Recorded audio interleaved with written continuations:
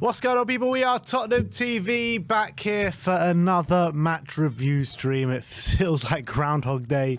Once again, Spurs have been taught a bit of a lesson, this time probably the biggest one of them all, as we conceded 6 goals at home to Liverpool. Scored 3 goals. So obviously the game did end 6-3. Sim was at the stadium yesterday. There was, protests going on outside the ground. Apparently balloons being popped inside the ground. They were. Got it on video. Oh, did you? Yeah, it's on the vlog. If you go to the vlog, stewards were clearly being asked to pop. It was actually quite a weird moment where just like, I think it was when they scored the second goal. I think they started throwing the balloons down. There was. Maybe I wonder if it was just coordinated, like when we concede, start throwing the balloons. And I was thinking, if that's coordinated, obviously that relies on Tottenham conceding. Then I was also thinking that's probably a foolproof plan at that point, because you can safely say Tottenham will concede in this game. Anyway, I don't know. I can't remember if it was the first or the second goal, but once it makes sense for it to be at the first goal, because there was a planned balloon throw at 24 minutes and we conceded on the 23rd minute. Okay, well that maybe just coincided with that. Then that probably makes sense. But on the 24th minute, obviously all these balloons get thrown down. Then you just hear like so much popping, just pop, pop, pop, pop, pop, pop all over the place. We managed to grab a balloon and toss it forwards. But yeah, it was there was a lot of popping going around. So clearly an instruction from the stewards to get rid of them. Did you see much going on outside? Well, at the time, I was at my nephew's first birthday party. Big up to your nephew. Come on. So we got there, obviously, about half an hour before kickoff, and it had already died down. But David was there, who I was with there at the stadium, and he got some footage of the protest. But unfortunately, I got there a bit too late for it. In terms of atmosphere inside the ground, I was speaking to you obviously before about the Man United game, how it was like a really good atmosphere. You heard the noise on the high road just walking up to the stadium. What was it like in this one in pre-game?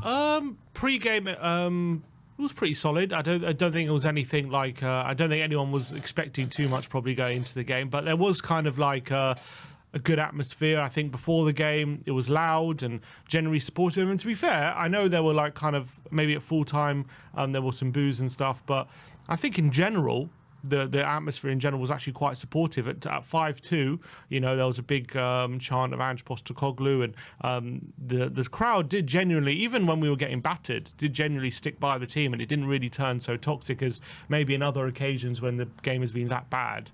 The crowd has. So it didn't really turn, in my opinion, inside the stadium, albeit, when you've been battered like you have at full time, you will get some people booing. And I don't think it was a very loud boo, but it was definitely, you could hear audible boos at full time. But in general, I was quite surprised how it didn't really turn that toxic. Obviously, there were Levy out chants, the Kulusevski chant, people got going about, I don't care about Levy, that was going a bit. But in terms of when I'm talking about towards the team or the manager, generally didn't turn too toxic yesterday, I would say, which is, given poor form and given the game that we were watching, was a tad surprising. I thought maybe in the circumstance we were in, I thought it might have been anyway, but it didn't. So there you go. It still wasn't a case of how we lost the game but we won in life. What, like against Chelsea? No, it wasn't quite that. It wasn't like a resounding support, but as I say, we're getting battered, and we'll still chance for the manager even during the game. So I don't know. Maybe you can take that. Well, you can take from that whatever you want.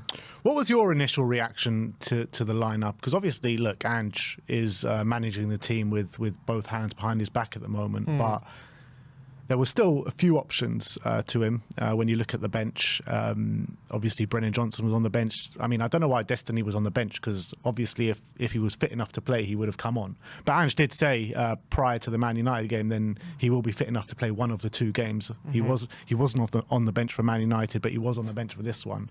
So I thought it was a bit strange but I don't know what the situation was. I don't know if he did mention anything. He did. He said the game. he didn't. Did he? I can't remember. I think Paul O'Keefe said he's still not 100%. That's why he's not in the lineup. But I don't think Ange mentioned it. I'm guessing the situation was he was planning to play him in this game.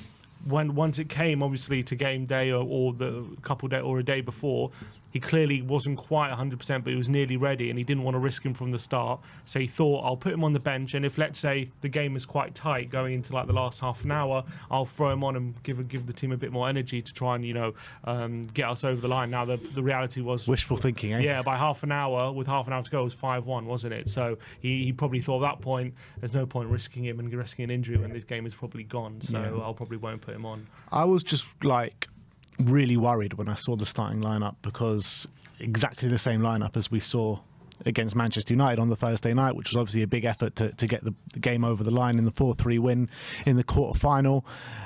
And when I saw the lineup and it being exactly the same, I was really worried. Look, having said that, if Brennan starts on the right and Kulusevski starts in the middle, is there going to be much change in the game? I don't know, but at least you have one more set of fresher legs, I guess. Yeah, I thought, obviously, before the game, I wanted Spence to right back and the doggy on the left. I wanted Decky back in the middle with Brennan on the right. And I think those are the only changes we had, didn't we, in our predicted lineup. So that would have added a tiny bit more freshness in theory. Obviously, Udogie, him not being 100% and him not maybe being ready to start changes things from that aspect. But yeah, could he have started Brennan from maybe he thought he's better off having keeping the same lineup, but having Brennan as fresh legs to come on. Maybe that was his thinking.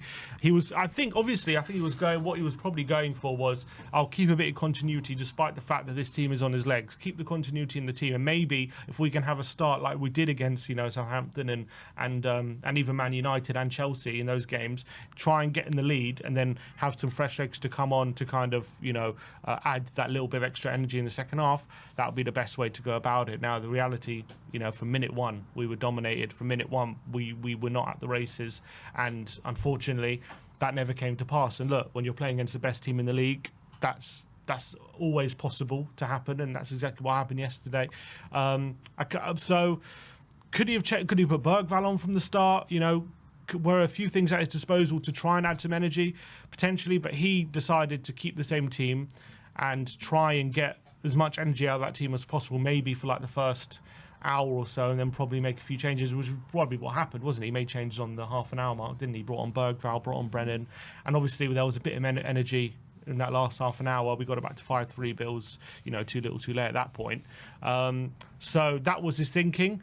But yeah, once I did see the lineup, I was thinking, this team are going to be running on empty here, and we're not going to last. And I mean, we didn't even start. That was the worrying thing. But yeah, a bit surprised, but I can understand it. But yeah, I was a bit surprised he didn't try and freshen out more. Yeah, and it was a big frustration for me as soon as I saw the lineups, because the Liverpool coming into it really fresh. That Spurs have been running on empty for a number of weeks now, and I think Porro just needs to be taken. I say this every week, but Porro just needs to be taking out the firing line, because he is getting dominated week in, week out at the moment. No matter Doggy's not fit. No matter who we play. Yeah, I get that, but I mean, I know you laughed at it yesterday, but I would have played Reguilon.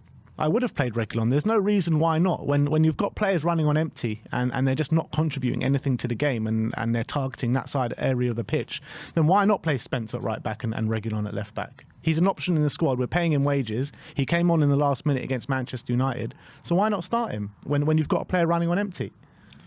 Because I don't know, I guess he doesn't trust him. He doesn't think he should be here, and he thinks he's better off not playing him. I don't know. Like that. But it's better off trusting someone that just clearly doesn't have the energy levels to cope coming up against the best team in the league. That's how he feels. Put it this way, I don't think putting Reguilon changes much. Maybe at least it might. Maybe it protects Porro a bit more, and that's a valid argument. But in terms of the game yesterday, I doubt it changes much putting Porro in there. But regardless if it changes much, at least you're getting someone with a bit of energy, someone that maybe has a point to prove, whether it be to Tottenham or to potential suitors in January in the summer. And you have the added aspect of protecting Porro a bit more as well, because he needs rest. You just know it. We've seen it week in, week out. We've been talking about this for like 3 weeks now.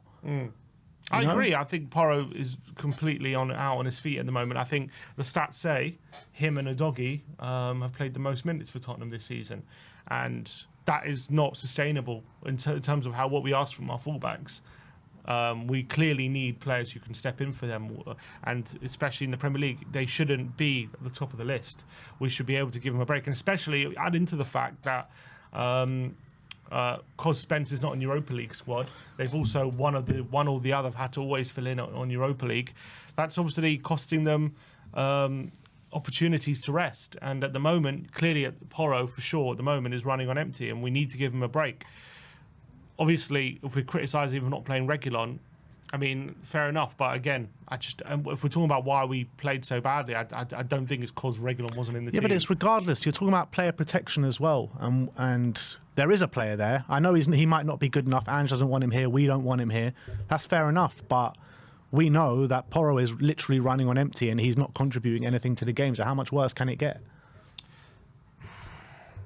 Okay, we could say you could play Reguilon, but are we talking about what are we talking about? Why we played so badly, or are we talking about how do we protect these players? Both, I guess. We're talking about everything in the mixing pot here, and I've been talking about it for ages about how Porro needs to be taken out the firing line.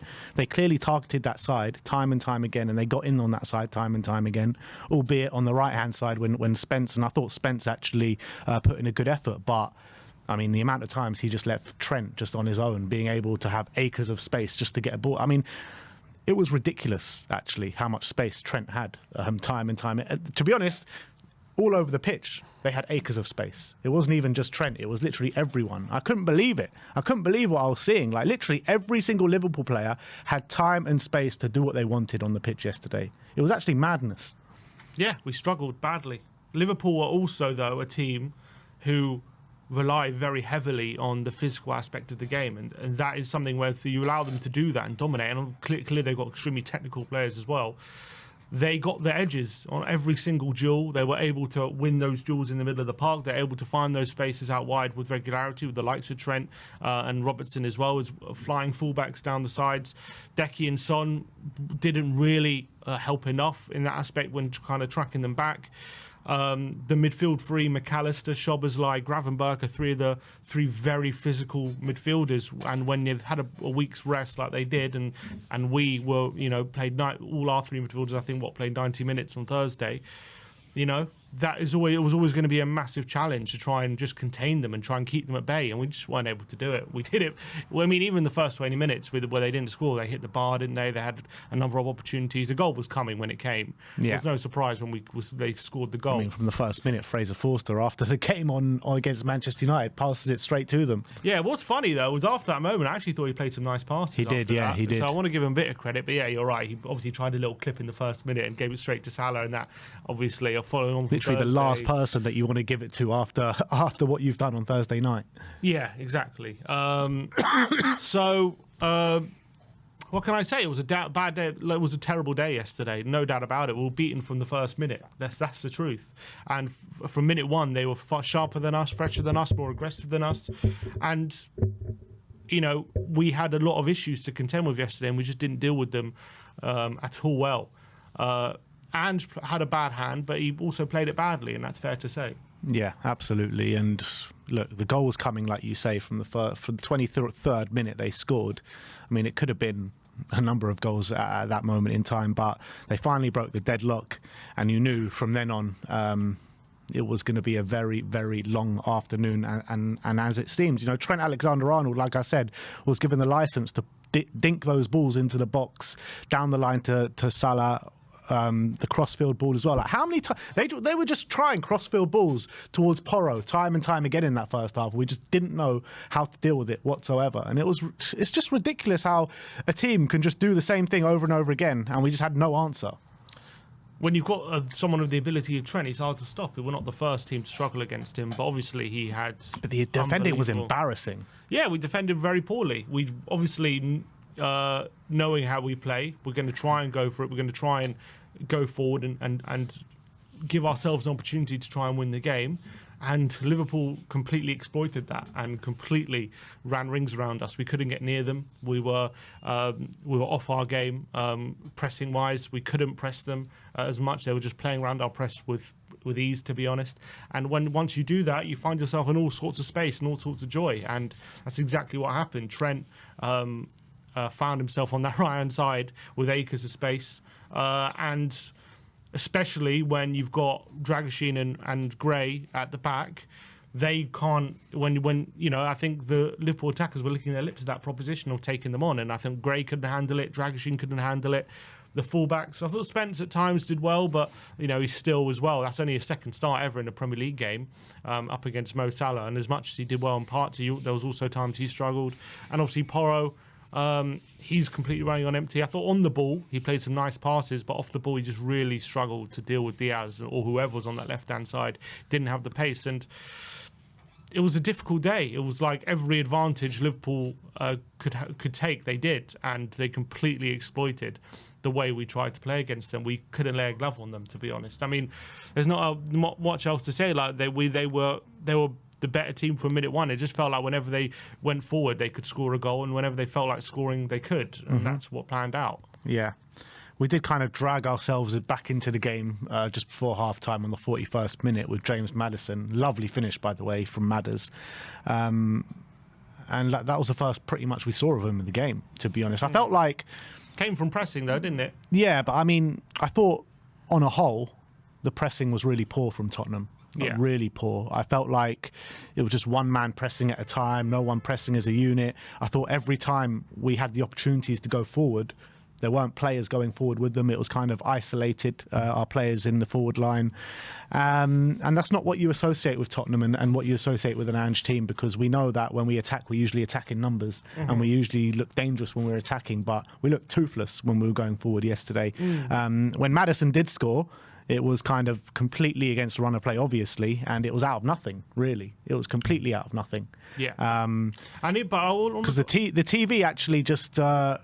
they didn't get the how we won the ball high up the pitch. It just went straight to Maddison, like with the shot, and it got in. It was a nice finish, to be fair to Madders, but and that did come from one of the rare moments we're able to catch them in the forward line.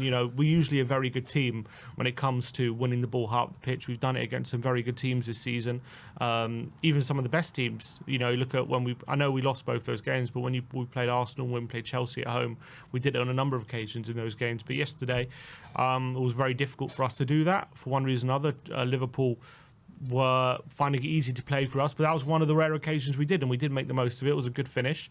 By the way, the second goal from Liverpool, it's just such weak defending from what's called Gray and Spencer. Both of them going up for a header against Szoboszlai, and Szoboszlai was stronger than both of them and got to the header. There's not much Ange can do about that situation. A cross comes in.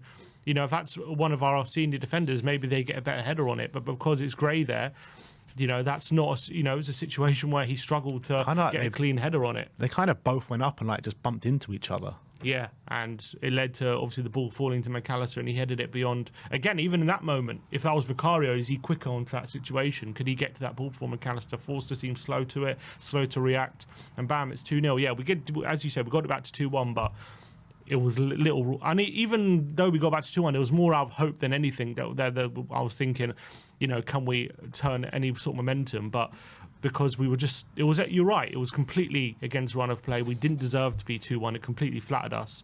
But you're thinking, 41, what was it, 42 minutes we got the goal? Yeah, 41st minute. 41st minute. Can we hold out to half-time, regroup, and, see if we could get back in the game? We couldn't even hold out to half-time. But again, the third goal, Dragoshin, if he goes up for that header, he has to win it. He absolutely has to win. And again, it's Szoboszlai winning that header. He's a tall guy, isn't he, Szoboszlai? And clearly that's something they aimed at, because they went long to him a few times and were getting joy from it. He kind of played like the Havertz role, didn't he, in this game, where he was obviously more of an attacking midfielder, but a player with physical traits where if you give the ball to him directly, he's physical enough to compete with more physical players. And Dragoshin, clearly what we did after the first goal is try and gain a bit of momentum. We've seen with this team, haven't we, that we've scored in spurts. It's not the first time we've done that. Even against good teams, we can score in spurts. So I think that's probably what we were trying to do at the end of that first half. We've got them a bit of momentum. Can we just go super aggressive and try and get a second goal before half time? Try and build on that momentum. And that's why you probably saw Dragoshin right up there being aggressive against Szoboszlai. But he loses the header, and all of a sudden we were in trouble. Salah is way quicker than Gray, Gray couldn't get near him, and all of a sudden it's like 3-on-2, and we were in massive trouble, and they exploited it again, and we couldn't even hold out for 5 minutes. I know. I was literally after the goal. That's what I was saying on the watch. Just hold out till half time. Hold out till half time. Don't go into this game 3-1 down at half time. Let's keep this just to one goal going into the break, and we just couldn't even do that. Half time, I mean, I was calling out for changes at half time. I thought we needed it. You just saw like how dominated that we were getting. We need some sort of fresh legs in there. He didn't do it. We waited till we were 4-1 down to make the changes. I mean, what were you saying in the stadium? Did you want to see those changes at half time? Yeah, definitely. I was surprised, especially how that first half went, that he didn't make a few changes, bring on Johnson and Bergvall. I mean, he's, again, limited options. It's really only Johnson and Bergvall. I mean, he could bring on Werner, but, whatever. He could bring on Reguilon. He could bring on the doggy. Maybe, I don't know if the doggy was going to be all right for 45 minutes. I don't know what the situations was for the squads, but definitely Johnson and Werner, I thought, but again, the problem is, Maddison has just scored a goal. Does he want to take him off at half time after he just scored? Could he? I was thinking, he needs to. I want to get Decky in the centre, bring on Brennan. But I don't know if he could take Sarr off at that point right then. I maybe he didn't want to take off Basuma, so he just kept with it. And obviously, we paid the price. We conceded the fourth goal. But you look at the fourth goal, and it came from a situation where we're actually, from an attacking point of view, we were actually in a good position. Decky gets in past the player. He's got Porro in acres of space to his right-hand side. And if he finds him, all of a sudden, I think there's a chance for us to get a goal there because he's in acres of space. He dawdles a bit too long. He loses the ball. Liverpool pounced on him like a rash. And bam, as soon as he loses that ball, we're in trouble because Porro's caught right up the pitch. And again, they're so ruthless exploiting those situations. They've got so much power, so much energy. They're so direct, and they just cut through us in that situation. And that's the risk reward that we play with. If Decky finds Porro in that situation, maybe we get a goal. But unfortunately, he dawdles, and it costs us a goal. And it goes from a situation where we were in a good position to a situation where we're already 4-1 down. Yeah, regarding Decky, I actually thought, for the first hour, he was actually really poor. But then when he moved into the middle, he actually started to be the Decky that we've seen for the majority of the season. He was trying to make stuff happen. He was being physical. He was being hard to handle. Got his goal as well. 5-5 now for Decky. But yeah, that first hour of Decky, every time he got the ball, he seemed to lose it, didn't he? Yeah, it was difficult for him. In fact, he was the one in the first half where he was actually one of the only players finding some sort of space in that front line. Porro was playing some really nice long passes to him down that line. But it just seemed as though whenever he got the ball, he was isolated. No one was near him. And that's not what you associate with Ange ball or how we like to play. We like to get players near each other. We like to create triangles. But Decky was getting a lot of kind of joy up against Robertson, I felt, in that first half. But couldn't really do anything with it and ended up just coming back at us and him losing the ball. And then that second half, it took him to moving to the centre to get any sort of joy and any sort of influence in that game for sure. Once he did move into the centre, he came alive, I thought, and he did definitely improved his performance. But yeah, I thought he was really frustrating for that first hour. He really struggled to impact the game. So anyway, Salah scores again, 5-1 on the hour mark. Some more really horrible defending, but then again, the game was done then, and it's easy to say it, but we clawed ourselves a little bit back in the game, getting 2 goals in the space of 10 minutes. But I mean, when you're 5-1 down, was it 5-1? Yeah, 5-1 down at the time. That's when we started to play our football. But I guess Liverpool were kind of comfortable that the game was done by then. Obviously, when you're 5-1, the game should be over, of course. But look, in terms of we started to play, clearly there's probably, a bit like similar to how Spurs did against Southampton. We just dropped off. They probably just dropped off, try and see out the game from that point. No need to keep going and putting. They already have. I would say they got their foot on our neck. They've probably broken our neck at that point in terms of the game. So they did take their foot off the gas. There's no doubt about it. But you still have to exploit that. You still have to have enough quality within your football to get goals. It's like on Call of Duty when you're dying out on the floor and you've got that counter, but you can still take a shot. That's pretty much what it was like. And we got a couple of shots off, but unfortunately we still ended up bleeding out. But look, as much as you could say Liverpool dropped off, and that's all probably true. You still need to have enough fight in your team and enough quality to try and muster something and try and get back in the game. And to be credit to the team, they didn't stop in terms of I think other teams, as I've said before, and even we saw this last season a couple of times, you know, we were 4-0 down against Brighton and we made a late fight back against, I think, Liverpool as well. We were 4-0 down, made a bit of a late fight back and, you know, tried to get back in the game. I think other teams at that stage probably just give up and want the game to end. And credit to the team, they didn't do that at least. They tried to, you know, show some fight. And now that's the least you can ask for at that stage. And they did get a couple of goals and a couple of good goals as well. You know, nice ball from Solanke through to Dejan was a good volley. And I thought the third goal as well, nice header at the back post from Brennan, cushioned into Solanke, good swivel and volley as well.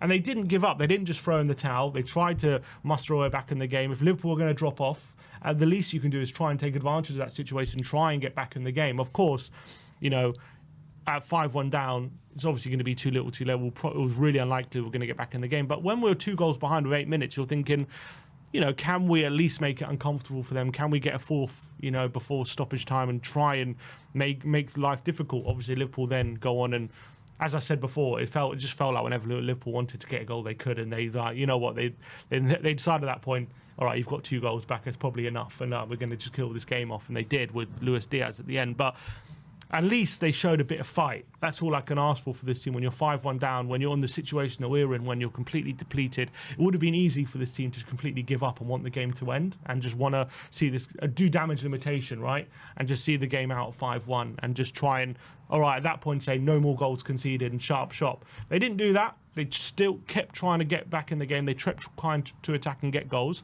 And credit to the team because they did get 2 goals. And that's as much you can say, you know, Liverpool dropped off and whatever, and Liverpool allowed us back in the game. You still got to take advantage of that situation. You still got to have enough about you to do that, and we did got 2 goals. So credit where credit's due on that front.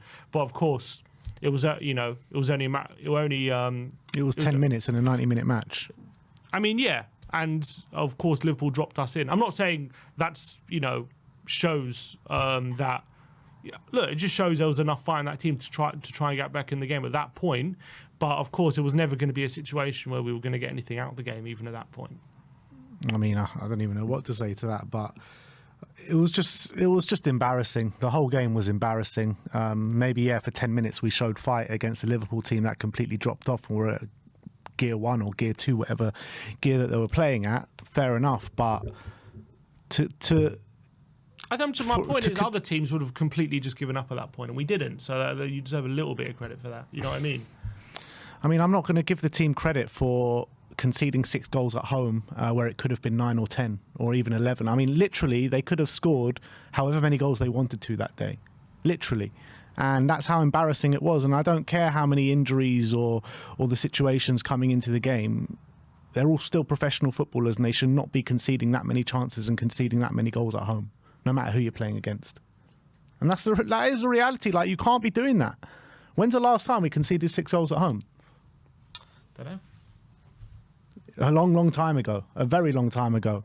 And it's not good enough. It's not good enough at all. And we're just getting open up at will by a Liverpool team who probably had their easiest day at the office all season.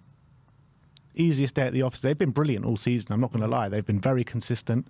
But I think they haven't scored more than 3 goals all season in the game in the Premier League. Well, they beat Leverkusen 4-0 in the Champions League. That's in the Premier League. Yeah, but that's no easy feat. Leverkusen won the Bundesliga last season, you know what I mean? Fair enough to them. Fair enough to them. But, you know, in the Premier League, they haven't scored more than 3 goals against anyone. And they've created 9 big chances. They've scored 6 goals. And they've made us look like a pub team. That's what they did yesterday.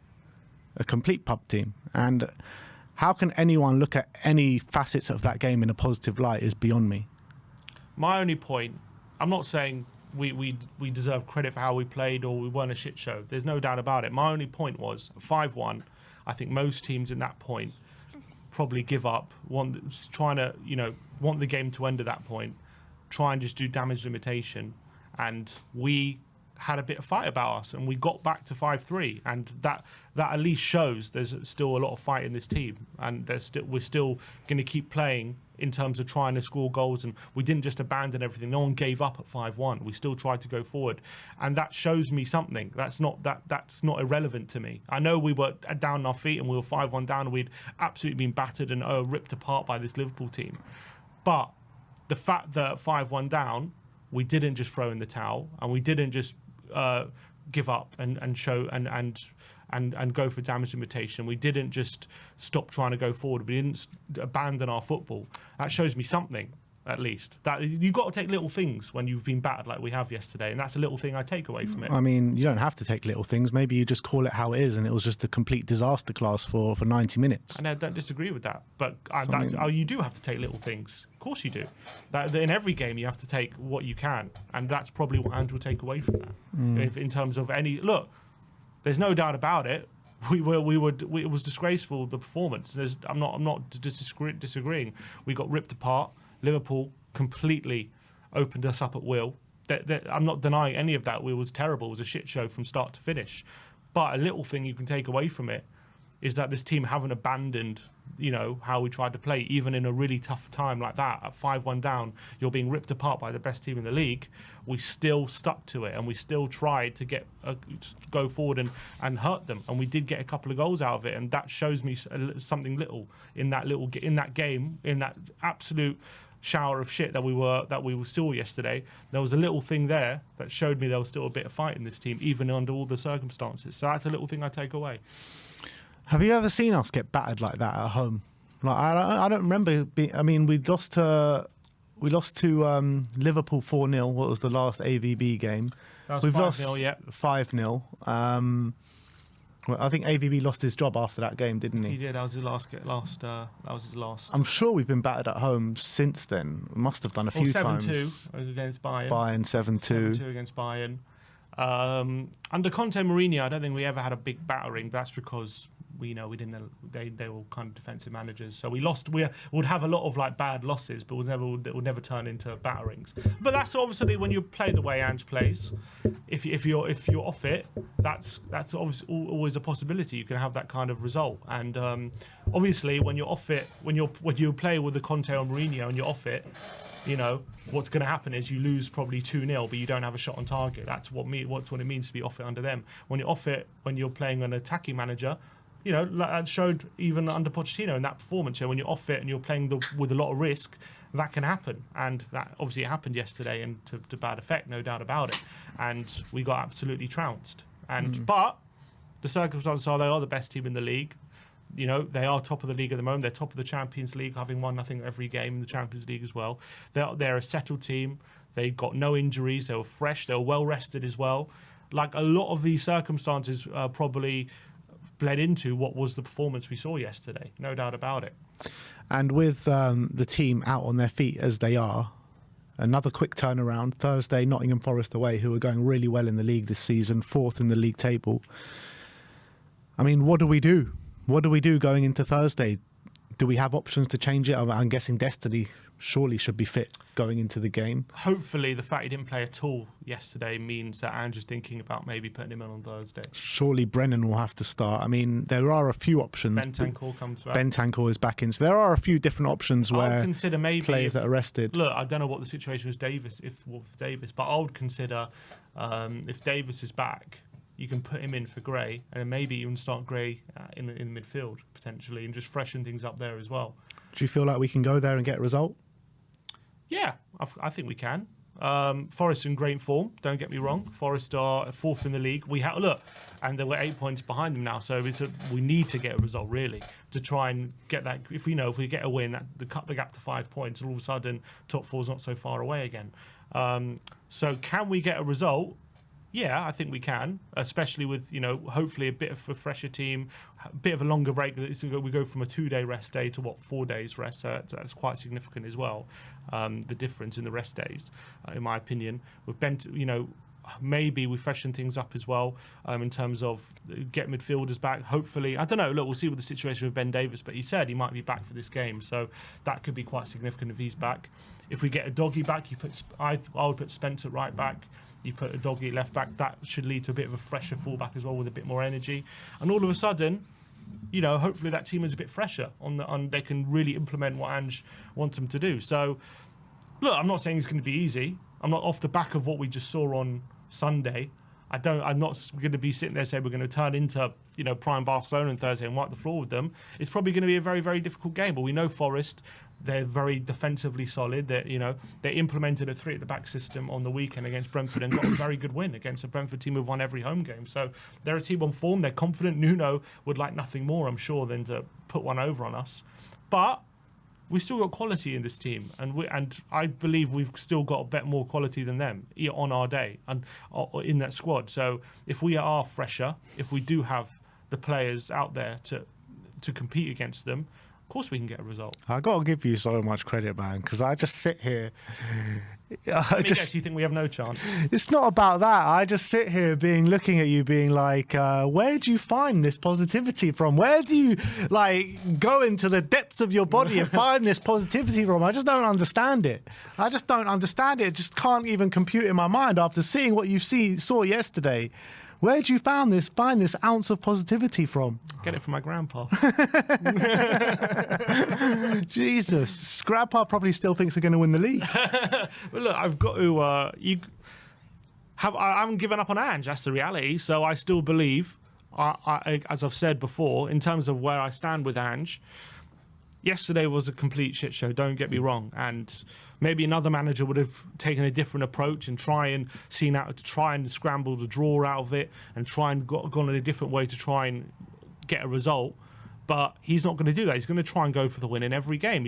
And that's what a lot of top teams do. They always try and win. Now, the reality is the way we have a squad yesterday and the situation means whatever we did yesterday, it was always unlikely we could get a result. It was always going to be very, very difficult, especially with the opposition we're coming up against.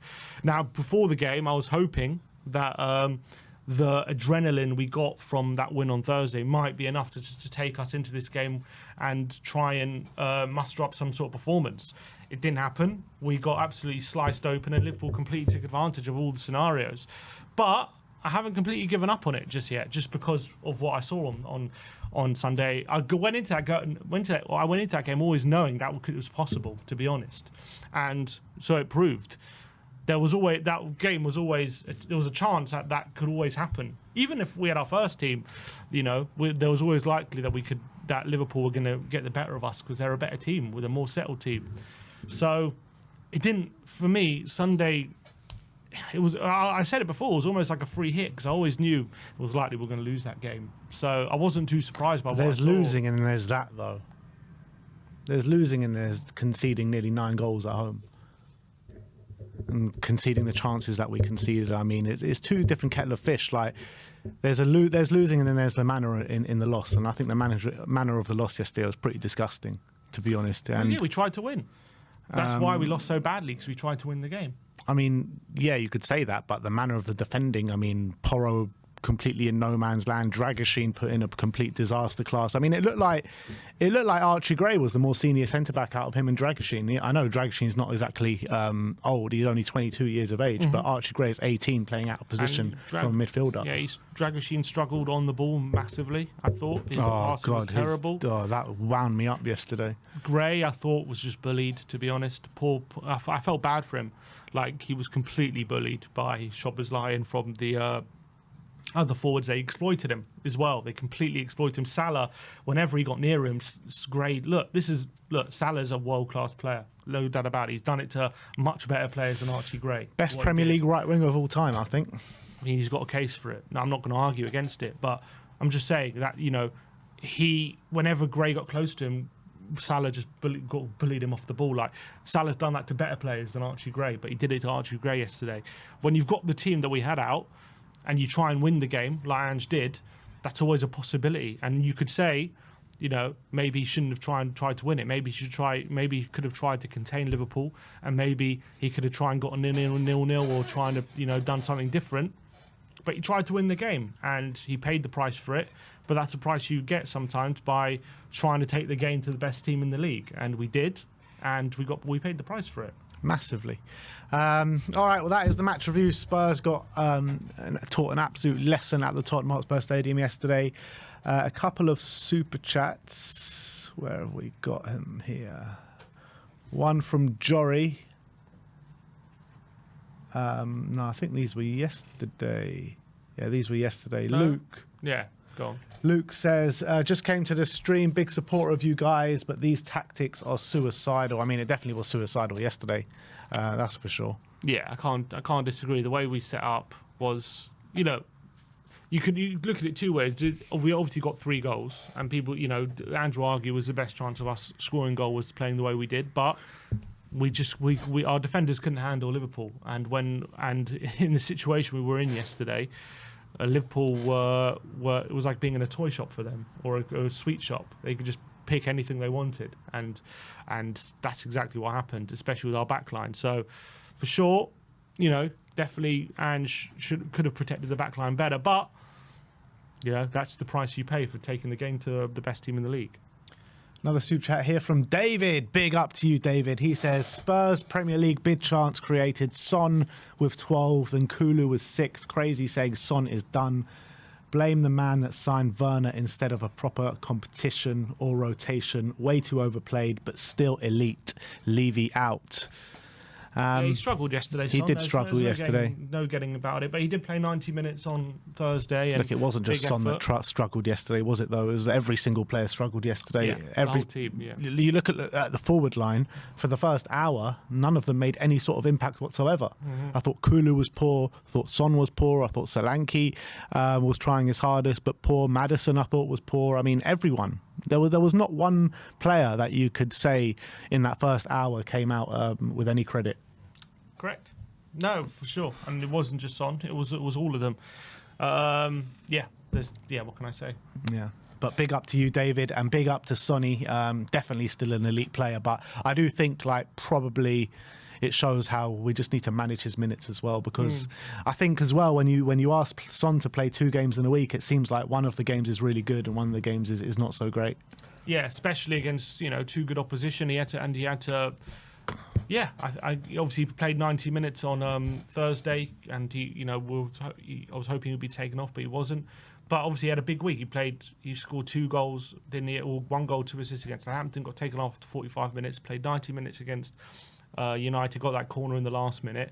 And this game, look, I just felt in general this game was always going to be a step too far with this squad. I'd always felt that going into this game, always going to be difficult to muster up. Yeah, but you never thought it was going to be that bad.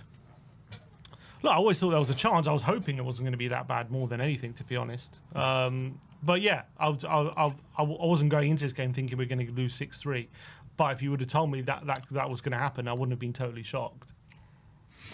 Artist T says, heard there were a lot of Liverpool fans in the home end yesterday. I was actually seeing a lot about this on social media. Apparently there were quite a lot of Liverpool fans in the home end. Actually, I did see one, but... You saw what, like visibly Liverpool fan?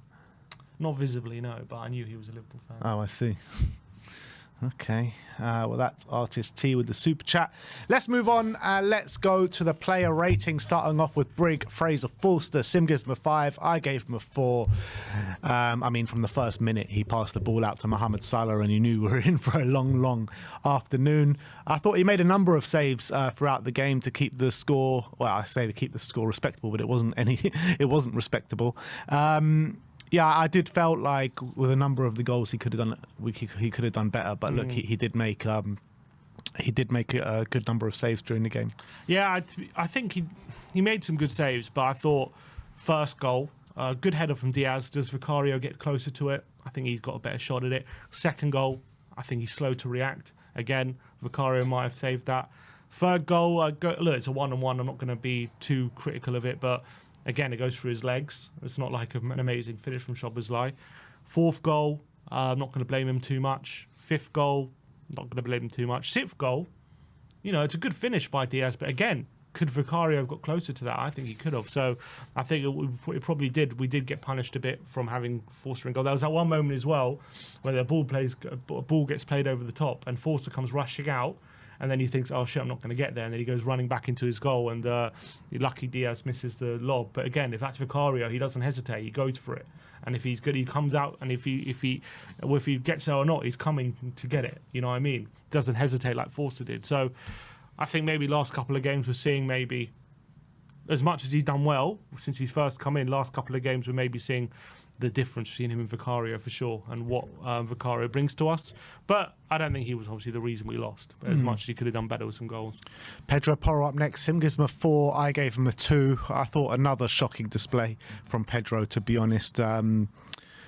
Yeah, I thought particularly in the first half, they were just picking balls over the top of his head and he couldn't handle it, targeting that side of the pitch. I thought he was nowhere to be seen for a lot of big moments in the game. And it's clear to see this guy just needs a prolonged rest. And the more times we play him, I genuinely believe the more risk of injury he is as well. So we just need to take him out of the firing line ASAP. And I've been saying this for weeks. Definitely. Poor day as well. I thought on the ball, he did play some, especially in the first half. He was the only one playing some really nice passes out to Deki, and also he played some really nice passes to Solanke in the second half as well, and actually, put us in some sort of situation where we might be able to hurt Liverpool. So I thought on the ball, he was actually probably our most creative player on the ball, but off the ball, massively struggled. There was one moment which really, probably set the tone for his performance, where Trent plays a long raking ball and he's favourite to it to get the ball. He takes it down and just allows Luis Diaz to bully him off the ball, and then allows Luis Diaz to get past him as well. And all of a sudden, Liverpool from a moment where we should have been in control of the situation, created a chance. And Porro, that shows to me how much he was lacking when it comes to physicality, because I think a fully fit, fresh Porro deals with that situation, and because of him running on empty, he just couldn't deal with it, and just Diaz was fresher than him, got to the ball first and took it past him, and that was set the tone for a lot of his performance yesterday, especially defensively. So very much struggled, especially in one-on-ones, but I actually thought on the ball he was probably our most creative player. Radu Dragusin up next. Sim gives him a 4. I gave him a 2. Worst display in recent weeks for him. I thought he was really poor. Let Diaz get in behind him, was poor aerially, which is uncharacteristic for him. And I thought on the ball, he was just winding me up time and time again. There was one time he got the ball and he just played like some hopeless ball down the line. And I think it ended up going back to the Liverpool defence or even going out for a goal kick or something. But he was just hopeless on the ball yesterday. Sometimes when we just needed that out ball from Radu, just wasn't there. Definitely. I mean, the story of the game, from his stats, you can see 1 out of 11 long balls completed. I mean, that goes to show you how poor his passing was. If that's Romero, if that's even other players, I think that's not going to be the case. Their passing ability is much better. And his one absolutely got exposed. Gravenberch has been quoted after the game saying they targeted him when the ball came to Dragusin. He was a pressing trigger, and it completely worked for them. And as well, what I was very much disappointed with Dragusin is his aerial ability. Got dominated by Szoboszlai for that third goal, which you could not allow that to happen with the situation we were in. You just can't lose that header, and he did. Even if you've got to make a foul, you do it. You don't allow Szoboszlai to win that header. And I thought there were some moments where they scored where he couldn't really do much about, where he was just completely overrun. But as well, what really worried me was, and I don't know if it's him just playing every game at the moment, but there was many occasions where you see him running back towards his own goal, and he just doesn't have the pace to catch up with some of these Liverpool forwards. They had the run on him, and they're just running away from him, and he just couldn't get near them.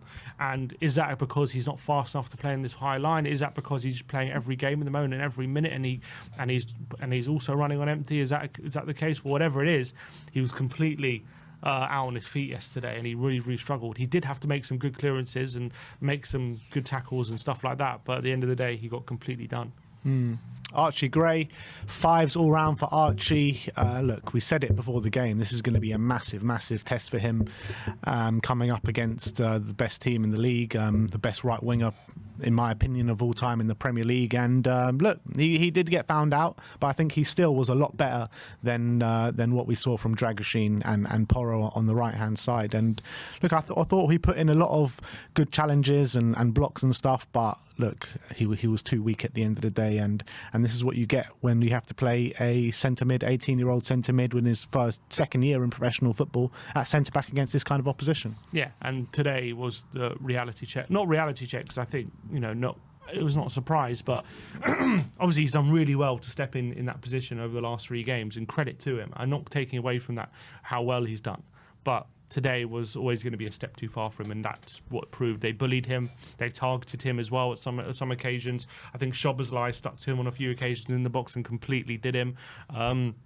He was weak in the box. Salah I think was licking his lips at the prospect of coming up against him and got the better of him a couple of times. Look, to be fair to him, I thought on the ball a lot better than Dragusin and played some really nice passes at times out the back, and credit to him, was brave enough to do that.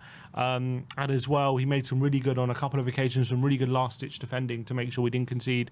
And he got really unlucky, I think, on the fourth goal where he made a couple of last-ditch blocks before it fell to Salah. So tried his best, but at the end of the day, it felt like it was a teenager playing in that position, a very inexperienced player who couldn't really live with what Liverpool threw at him, and Liverpool completely exposed him. And it's not to say he's a bad player or anything like that, but that was the reality of playing an 18-year-old midfielder at centre-back, and it was a game too far for him. Again, he's done so well the last few games to step in and get us in a position where we can get results, but he just couldn't do it in this game. Jed Spence, 6s all round for Spence, and I felt like he was the one that came out with the most credit in that back line in a game that we conceded 9 big chances and 6 goals. But Spence, I felt like at times did deal with Salah fairly well, but having said that, there were a couple of moments where he was just a bit too rash in his picking up, and he was just rushing around and following the ball a bit too much. And also he just let Trent just have acres of space time after time after time. So it wasn't the greatest display from Spence, but I do feel like he's the one that comes out with the most credit, and he's the one that did the most good things in that back line. Yeah, I think he clearly was the freshest, I think, in that back line. You could tell that as well. I think he won 7 of his 10 duels. He made 5 tackles. He was involved in a lot of defensive duels, and I think he did quite well. I mean, obviously Salah ended up the game with 2 goals and 2 assists, so I can't say he kept Salah quiet, but I think when Salah was up against him one-on-one, he did quite well, and he wasn't Salah didn't beat him individually, but obviously Salah's such a clever player. He moved inside and just made sure that he was finding an advantage somehow. He always does that, and so I think it's more credit to Salah than Spence doing badly as to why Salah came up with all these goal contributions. But I think Spence in general did okay. Again, when he goes forward on the left-hand side, he's always having to cut in, and he just doesn't look as comfortable, I feel, than when he's on his right side, where he can just go down the line and get cutbacks and things like that. I think being on his left foot, he's not as comfortable, and I don't think he affects the game as much going forward when he's on that left-hand side. But I think defensively, I mean, I can say he did okay. We could see the 6 goals, but I think individually, like when he was in those one-on-one moments, he did all right. But as a unit, he didn't get close enough to Trent for that first goal, and he still got exposed. And that comes with experience. That comes with for that second goal as well, he bumped into Gray and led to the clearance not being as good as it could have been. So definitely wasn't a perfect game from him by any stretch, and he still had his faults. But still, I didn't look at that game thinking he was out of place playing in a Premier League team. Oh, so, definitely not. I mean, he was the one that looked like he was most at home in that back line out of the 4. To be honest. But not to say I think he had a particularly amazing game. Yeah. Let's move on to Yves Bissouma. Sim gives him a 5. I gave him a 3. And on the back of a really positive display on Thursday, I thought it was back to like what we've been seeing over the past couple of games before that for Bissouma. I thought, there was a gaping hole in the middle of the park. I thought he got dominated by his Liverpool counterparts. I thought he lost the ball in a number of occasions where, we just needed some calm on the ball and to really spread the play and to keep it nice and simple. And I thought he failed to do that. And I thought as the game progressed, he was just weaning in aggression. Yeah, I think in that first half, it wasn't so bad, albeit he did give the ball away really badly right near the beginning of the game, and it was a sloppy ball. I thought off the ball, he did make some good challenges, and he was looking like he was being aggressive, and I was like, okay, not too bad. But look, Liverpool, that midfield 3, they're so intense, so aggressive. They've got so much physicality that you have to be really at the top of your game to keep him quiet, and he wasn't at the top of his game yesterday, Bissouma, unfortunately. He couldn't follow up what was a really positive display against United with an equally good display. I don't think he was the worst of the 3. I think there was some good stuff in there from him, but unfortunately, I think Liverpool's midfield 3 is probably the most intense in the league, and I think especially he didn't have the help that he could have had as well, but individually just couldn't really compete as much. But I did think there was some good stuff in there from Bissouma. I don't think it was all bad. I don't think it was as bad as we've seen him, but he struggled to compete with those three. I think that's fair to say. Pat Matissar, Sim gives him a 4, I gave him a 5. I felt like in the first half he was the only one with the ability to win the ball in the middle of the park and actually drive through the centre of the park and try and look to make stuff happen and have a bit of energy levels about him. I thought he was winning the majority of his duels, but having said that, he was still part of a midfield that got completely dominated. So it wasn't a great display or a good display by any stretch of the imagination, but I thought it was a lot better than what we saw from Bissouma. I thought Bassoum was a bit better than him, to be honest, albeit I thought Sarr, he had a couple of shots, didn't he, in that first half. One of them was a decent effort, which Maddison easily hang on to, and the other one flashed wide. So he was trying to get forward. I thought he got bypassed too easily. Again, it's no surprise.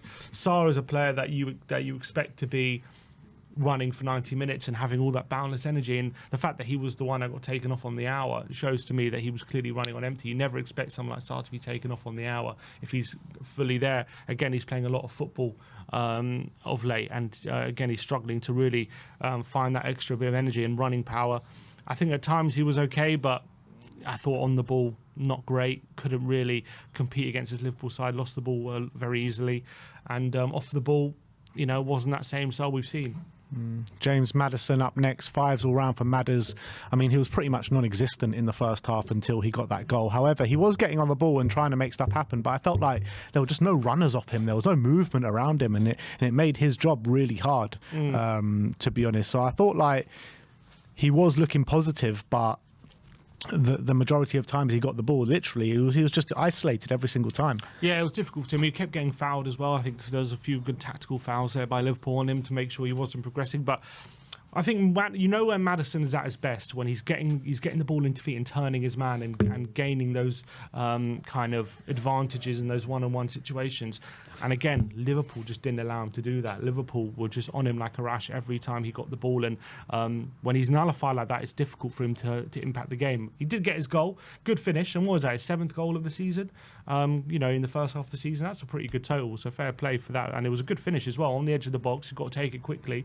Wasn't an easy shot, that, and he was able to bend it round the defender and pass to Alisson. Alisson didn't even move, so good finish from Maddison, but I think struggled in the duels.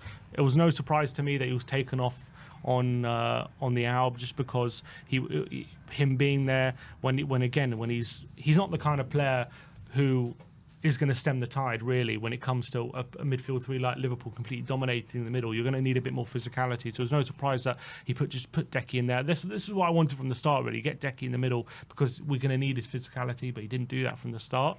But Maddison, look, credit where it's due, he did get a nice goal, and for a moment, anyway, a brief moment, looked like it might drag us back into the game, but it wasn't to be. Decky up next, 6s all round. I thought when he was on the right wing, he couldn't make any sort of impact in the game. When he did get the ball, I thought he lost it for the majority of times. But I felt like when we did make the changes with half an hour to go in the middle of the park, he really started to strut his stuff. He got his goal. Brilliant finish, by the way, with the volley. And he was definitely our best player for that last half an hour. Yeah, and obviously in the first half, he was the only one running beyond Robertson, trying to get in behind him and cause a few problems, but wasn't able to do it. I thought for that first 15 minutes in the second half, wasn't really involved in the game, but once he moved into the centre, I think he became alive, and all of a sudden, when you saw the Decky that we've been seeing for a lot of this season, they all of a sudden found it a lot more difficult to deal with him. He was shrugging people off. He was he got fouled, I think, like 4 times. They were really struggling to contain him. Got a really nice goal with the volley, as you say. That's 5 in a row for him now. And all of a sudden, he was starting to impact the game. And obviously it was enough to drag us back into it, but at least it showed how good he can be and how good he has been this season. So I think it ended the game positively for him. Big Dom Solanke, Sim gives him a 5, I gave him a 6. Again, for the first hour, pretty much non-existent. Was all over the park. He was dropping deep. He was trying to win the ball back and make it a bit compact in the middle, but it wasn't to be.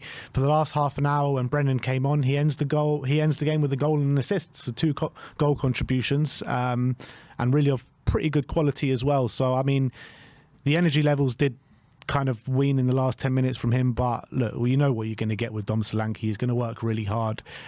He's not going to let the game give up, and I felt like in that last half an hour he was pivotal to that minor Spurs fight back. Yeah, I actually agree with that. Maybe a 5 was a bit harsh, but I I think for the first hour, as you say, he was anonymous, couldn't get involved in the game. He was trying to, a lot of the time he was pressing by himself as well. No one was backing him up and they were just easily bypassing him. He was trying his best to help out the team, but it was very, very difficult for him. But then in that last half an hour, as you said, I think him and Decky were the ones dragging us forward and dragging us back into that game. And it was actually a really good finish, underrated, because it was a good header by Johnson, but he's got to turn on Van Dijk, outmuscle him, turn and swivel and volley. I know he was close to the goal, but he's still got to time that right. And it was actually a really nice finish. It was like 6 Premier League goals now for him, so hopefully I think in all competitions as well, I think he's 13 now for, I think 11 or 12, so starting to get trot up those goals. And at that moment as well, 5-3 with 10 minutes to go, at least you're trying to think, can we drag us back in that game? Can he make life difficult? And then they went and scored straight away. But I think Solanke was a big part of that team trying to drag us forward in that last stage of the game. And he was one getting on the ball and trying to take the game to Liverpool. Had a few efforts, but wasn't enough at the end of the day. But at least he tried to make life difficult for them in that last half an hour. Yeah, Sonny, falls all round for Sonny, unfortunately. And I thought it was a poor display from him. There was a number of times on the left-hand side where he squared up one-on-one with his defender and he tried to take it round him and he just couldn't beat his man for love nor money. It was really frustrating watching him. Wasn't really getting in those goal-scoring and shooting opportunities, which we've seen him get him a lot in the past couple of weeks. So I thought they dealt with Sonny really well and he couldn't make an impact in the game. Yeah, Sonny struggled. His game was... Not overshadowed, but whenever he got a corner, everyone was shouting "shoot," which was a funny moment. I think he did try it once. Yeah, there was, and Alisson dealt with it, unfortunately. But I don't know if he tried it, but he definitely was a similar kind of delivery to the one against United. Yeah, he got the ball a few times on the left-hand side, struggled badly, to be honest, to impact. I thought as well, for the first goal, can he get quicker to Trent in that moment, try and stop that cross? He just wasn't able to do it. He was trying to encourage the team to, not let their heads drop after each goal being conceded, but it got obviously more tough and tough with each goal that went in. But he didn't seem to have the ability to take Trent on and really have the beating of him. And a lot of times as well, he, again, similar to Decky on the right, he was isolated, no one near him. He didn't have the support to kind of play those quick interchanges and try and find those advantages. There was a couple of times, I think, in the first half, he got quite close to Dom and there was a couple of interchanges, but it came to nothing in the end. But, yeah, there was one time he got to the byline and played a ball across the face of goal, but no one was there. But he just struggled to really consistently take on Trent and impact the game, and he was, marked out the game, to be honest. Lucas Bergvall, who came on, with half an hour to go, I think. Sim gives him a 6, I gave him a 5. I thought he did all right. I mean, he definitely added a bit more legs for us in the middle of the park. He was getting on the ball, looking positive on the ball, but still didn't really provide too much quality. I think he did all right, actually. Another positive cameo for me. I thought again he was able to progress the ball a bit, have a bit of calm and composure. Played that nice ball into Brennan for the third goal as well. So he was involved in that moment. And I think he just added a bit more legs. Obviously, we still conceded 2 goals while he was on the pitch, so he still wasn't good enough. But at least he provided a bit of energy, a bit of composure, and a bit of quality on the ball to get the ball forward into dangerous areas. And it led to, obviously, Spurs getting a couple of goals. But yeah, I thought it was a positive cameo, but yeah, too little, too late. Brennan Johnson. Yeah, he got his customary booking as well. Yeah, you could see it was coming as well. Booking. You could see it was coming. He made a few fouls, I think, on the day as well. But Brennan Johnson, last player that we're going to rate, 6 all round for him.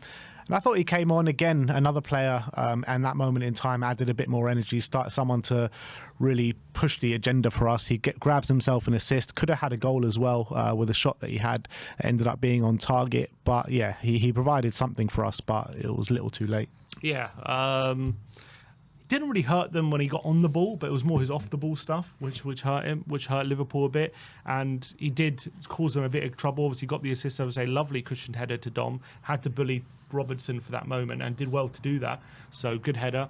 And he had that moment where the ball falls to him in the box and it's a good effort, but it was a really good save from Maddison. If that goes in, what would it have been, 5-4 then, or was it, I don't know when that moment was. What, if Brennan scored? Yeah, I think it would have been 5-4. 5-4? Yeah. So, I mean, that would have made things very interesting if that goes. No, I think it would have been 6-4. You sure? Yeah, I think because there was maybe only a minute between us going 5-3 and them scoring, so maybe it would have been 6-4 if he goes. Yeah, you're right. It was 2 minutes. Yeah, so it would have been 6-4, but still, maybe again makes it a little bit more difficult for Liverpool at that point if that goes in. But of course, we'll probably never get him back in. But at least he made some sort of an impact to try to get us back in the game. But decent cameo from him. But again, yeah, can't exactly say he nearly got us back in the game.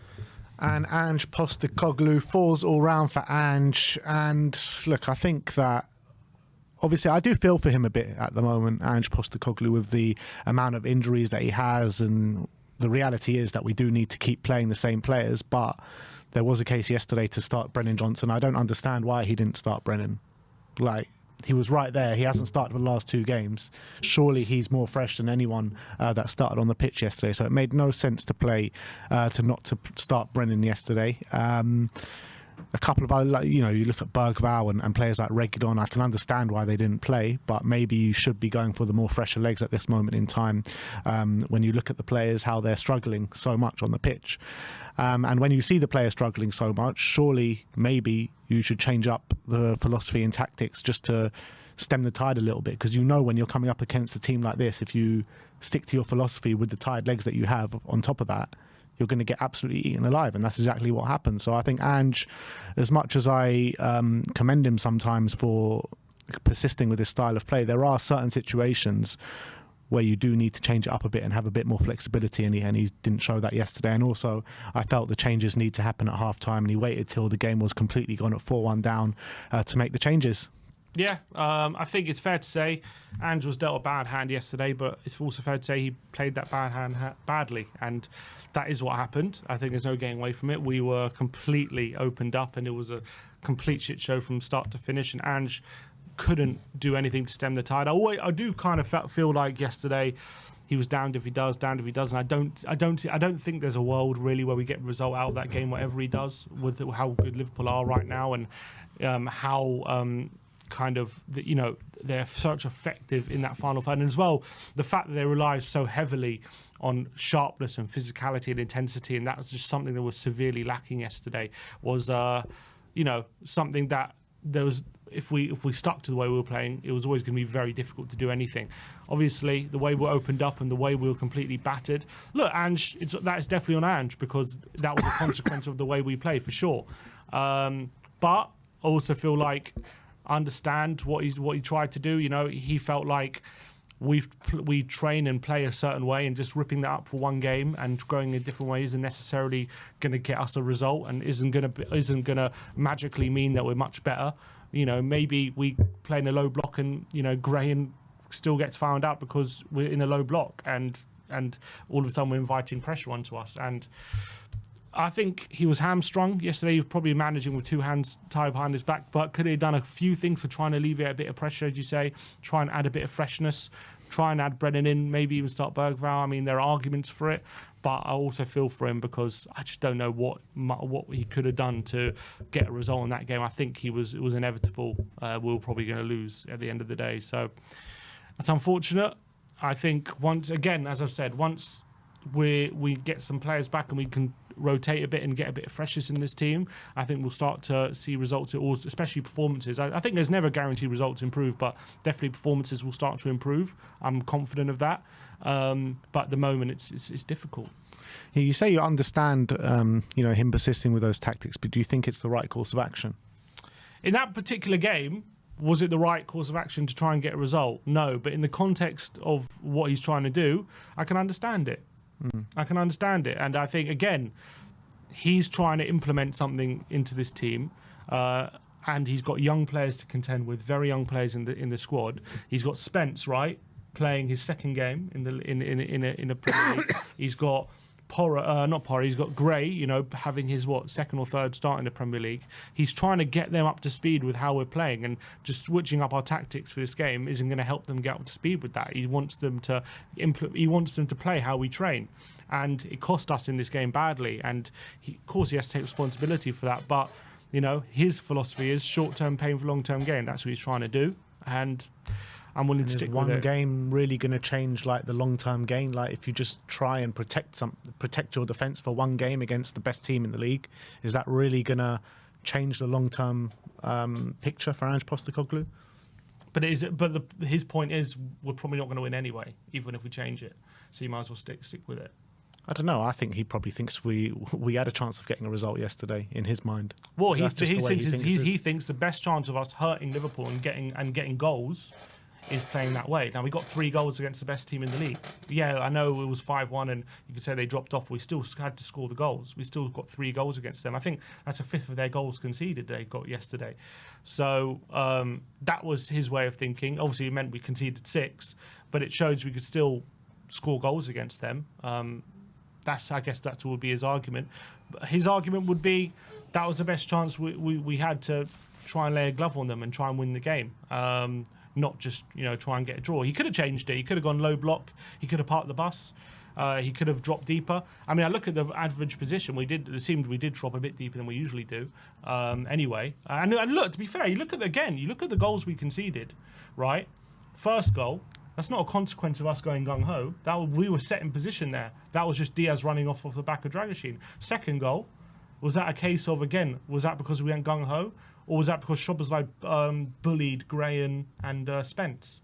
Even some of the chances we conceded, that wasn't a case of because we was again the third goal. That's probably because we went for it a bit and went a bit gung ho. But the first 2 goals weren't necessarily because of that. I think the third and fourth and fifth goal, I agree with you. That's because we were too open, but we're losing and we're trying to get back in the game. So he obviously probably puts more risk. And again, that 4th goal comes where Porro's in a good position, isn't he? And if he gets found in that position instead of we lose the ball, then maybe we have a chance. But that's the risk versus reward when you're trying to get back in the game. When you're trying to get back in the game at 3-1, he's not a manager to kind of. He's going to go for it. He's going to throw risk. And that's why you saw Porro in that position at 3-1 down to try and get back in the game. And ended up, we lost the ball and it went 4-1, right? But again, for the first 2 goals that we conceded, I don't think it's because we were gung-ho why we conceded them. I mean, the back 4 might have been in position, but I mean, they had no help whatsoever. They had no help from their counterparts in the team, and it wasn't it wasn't just the goals we conceded. We conceded 9 big chances throughout the game, and a lot of them were in the second half. I mean, we conceded 4 in the first half, but again, it was not because when I look at the chart, a lot of the chances we conceded. SofaScore actually says we conceded 11 big chances, so it's gone up. 11. It's gone up now. 4 in the first half and 7 in the second half. Yeah, so a lot of them was when we were, in the second half when we're chasing a losing position, aren't we? Look, obviously in the first half as well, we were well beaten.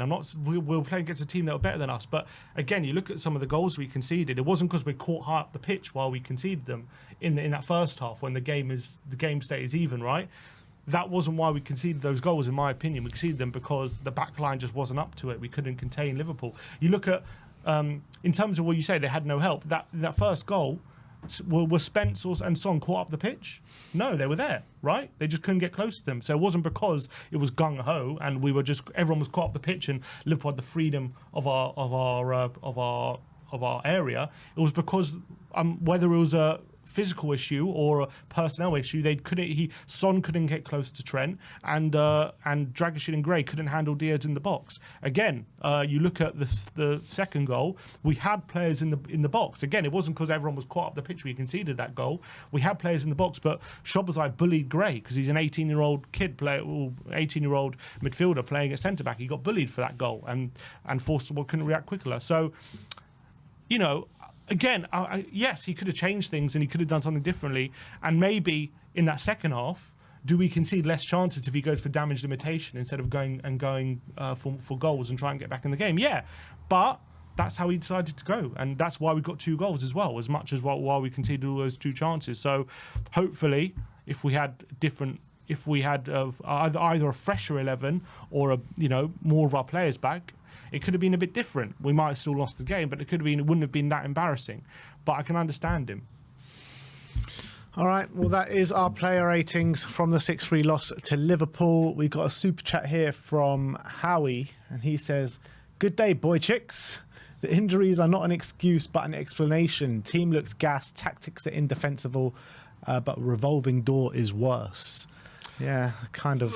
As I've always said, and I'll stick to it, the way this club is run from the top, we're not going to spend our way out of this. We're not going to spend enough money to catch up with the teams that we're trying to compete with. The only way we're going to do it is by having a long-term stability, younger players that are growing with the team and growing with the way we're playing. That's the only way we're going to do it. And if we always chuck out the manager when things are going badly, and especially right now, then it's just going to be more instability, more learning, more projects, and all these kind of things.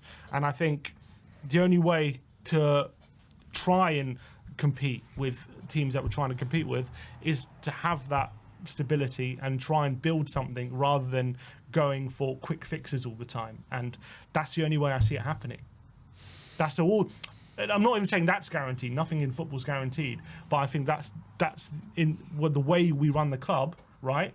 That's the only way we're going to do it. We're not going to do it by spending our way out of it, because we're not going to spend the money required, to catch up by spending. And even in that way that you're saying, the way that we're doing it, we're probably not going to do it.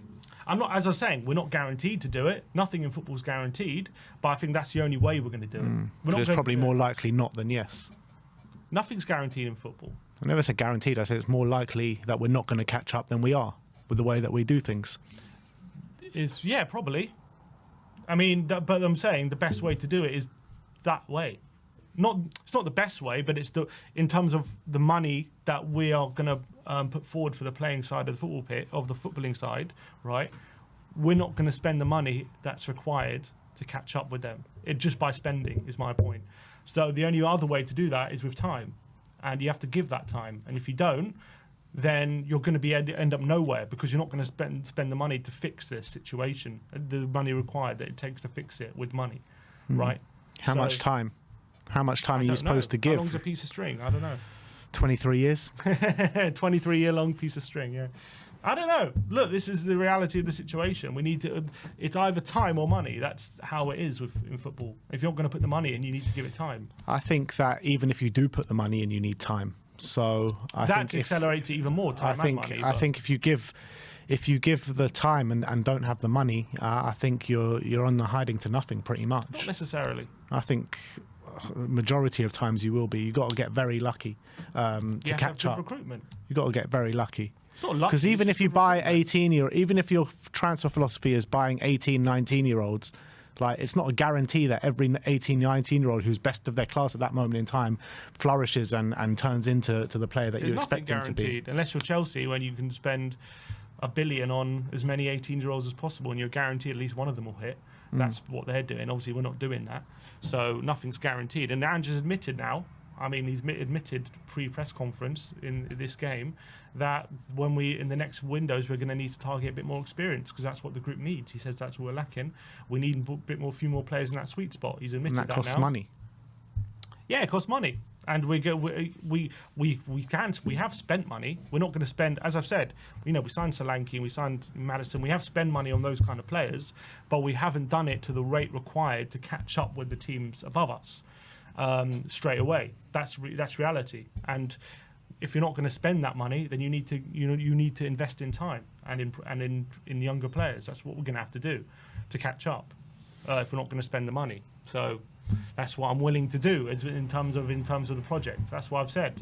If he's going to go that direction, fine, go with it, but stick to it. Don't just abandon it when things are looking rocky, because then you're on a hiding to nothing. That's my point. Yeah, I just feel like the way the board run this club is on a hiding to nothing regardless. And do I want to sack Ange? No, I don't. I think there's a lot bigger problems at this football club than Ange Postecoglou, and I don't feel there's a way out of it unless the board dramatically change the way they work and do things. And we all want to be fighting at the top, but I think that's a pipe dream with the way the club's run. Well, yeah, probably. All right, let's move on and let's go to the 5 takeaways. See what 5 things we can take away from the hiding that Spurs took at the Tottenham Hotspur Stadium yesterday. And the first one is Decky, 5 in a row. So the small positive yesterday with Decky's goal, that did mean he scored 5 in a row in all competitions now. And, that's one thing that he's, beginning of the season, he was having really great performances, but maybe not the goal contributions that maybe his performances deserve. But after his goal yesterday, that's 5 in a row. He's getting the ball in the back of the net. Another really good finish as well yesterday, off the back of a great finish against Rangers, great finish against Chelsea. Southampton was an easy one.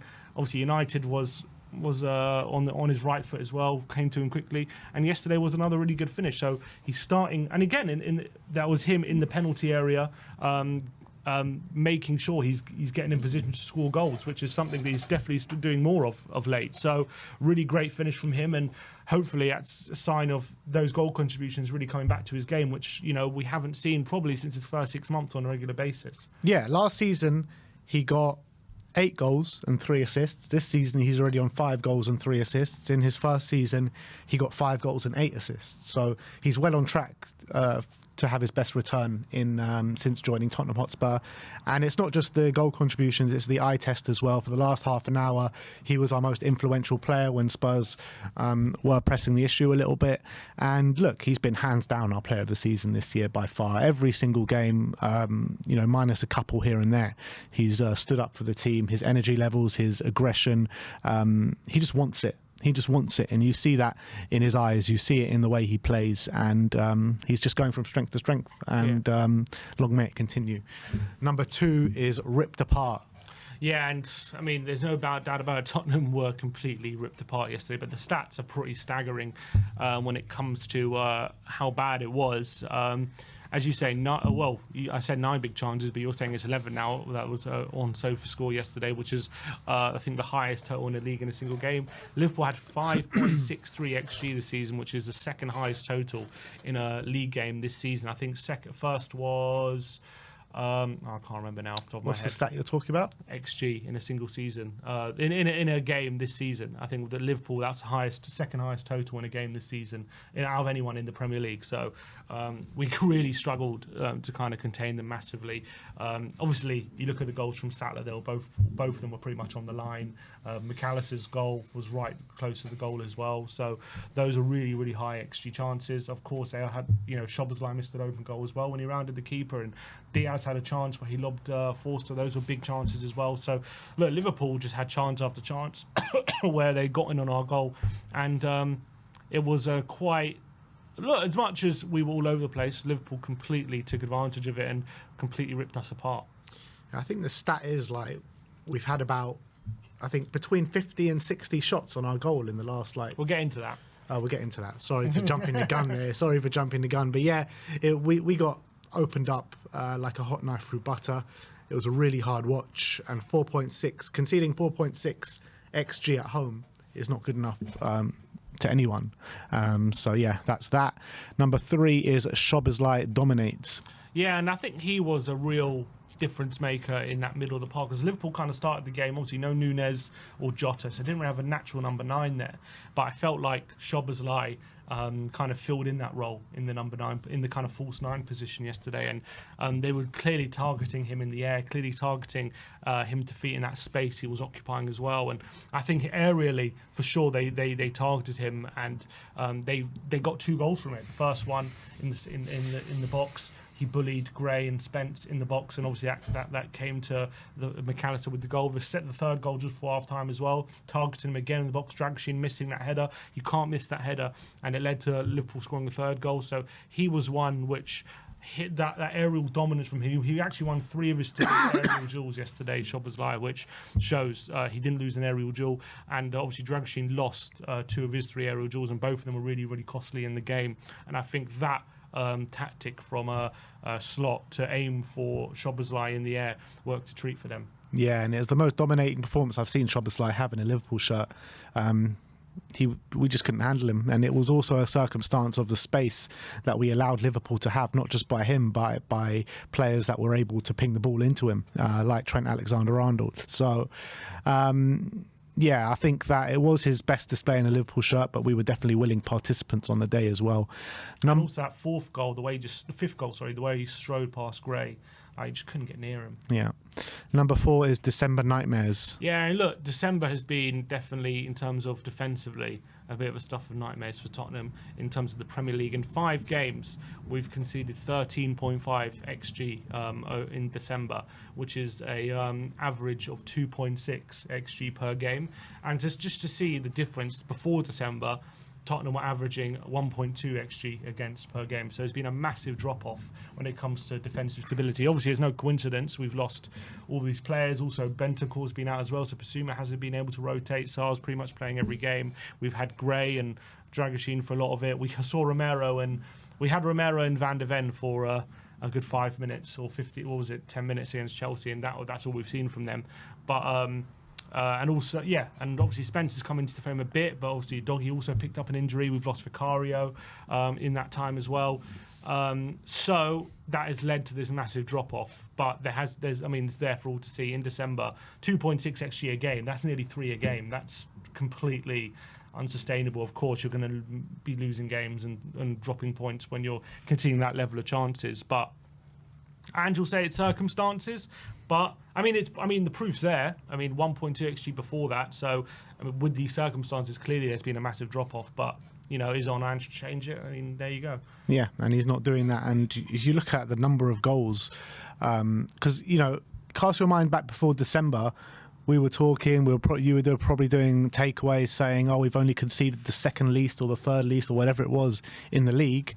And now, in terms of where we sit for goals conceded in the league, I think we're about 7th or 8th or something like that. We've conceded the same amount of goals as Manchester City. Is that not proof of what Ange is saying? Is what proof that that because of the defensive frailties and injuries that we're conceding a lot more goals. Yeah. It's clear to see that we're suffering because of the injuries. We are. There's no doubt about it. But even before the injuries, we weren't exactly getting consistent results in the league. Not results, but performances. Defensive performances anyway were better. Yeah, they were. They were better. They were better, but still not great. I still think we were conceding. We were one of the lowest XG against in the league. But we were still not getting consistent results though. No, but defensively, we weren't conceding the level of chances we are now. It's true. And I said it is. And I said the injuries are definitely hurting us. There's no doubt about it. Of course they are. No team in this league will be able to have it not affect you when you've got all those players out. 2 top choice centre backs, top choice goalkeeper, right backs and left backs that have been out of sorts because of the amount of times that they're playing and being overplayed. And a doggy's been injured. Yeah, so look, there's no. And Bentancur as well. I agree. There's no team that can handle the amount of injuries that we've got. But I think other teams' managers will probably make kind of changes tactically to try and stem the tide a little bit that Ange isn't able to do. Potentially, yeah. You could argue that. Yeah, they probably would. But would they even? But the thing is, would that guarantee results? There's no guarantees. It wouldn't guarantee results, but it maybe gives you a little bit of a better chance. Maybe, yeah. Number 5 is back in the bottom half. So after a brief cameo in the top half with that win against Southampton, we're now back to 11th. Swear, the last 3 takeaways have been in the bottom half, back in the top half, back in the bottom half. Yeah, that's it. So we do end the week on 11th place after that defeat. But it's a big game now against Forest on Thursday, who obviously won on the weekend against Brentford. Very good win for them. Credit to them, because that's, going to Brentford away is not easy, and they won that game. But Thursday's a massive game now. They're in top 4 at the moment. They're 4th in the league. 8 points clear of Spurs, who are back down 11th. But a win obviously cuts that gap and narrows. That would narrow the 4th to 10th place to 5 points, and that could be quite significant going to the second half of the season and keeps everything open. So there's a massive chance for us to Thursday to close that gap. We need to get a result, but yeah, at the moment we're back into 11th, and it's not a great position, obviously. We are closer actually in terms of points to Everton and Crystal Palace than we are to Nottingham Forest. Well, yeah, we're 7 points away from Everton. 7 points and 8 points away from Forest. Yeah. Which is madness. It's absolutely madness. We're nearly halfway through the season and we're closer to 14th and 15th than we are to 4th. Yeah. No, it's not good enough, of course.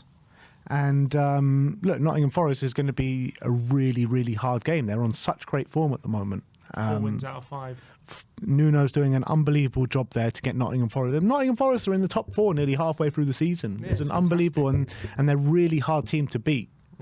Particularly if they play 3 at the back. And the way our players are really tiring at the moment, it's going to be it's hard to see how we're going to get a result there. But I do think man for man, we are better in terms of quality to them. So there is that. But with the energy levels and stuff, Yeah, but look, Bentancur hopefully back. That adds a bit. you know, there is a few things coming into this game where we might have the upper hand because of those players that you say, and Brennan's got to come back in as well, and he should be well rested after not playing 90 minutes for the last couple of games and not starting the last couple of games. So yeah, there is that. It's a big game. It's a really big game But last season, because we lose that, all of a sudden it's 11 points behind top 4, and you're like, I think that might be gone now. But I think if you win that, all of a sudden it's all to play for. you still think we can get top 4?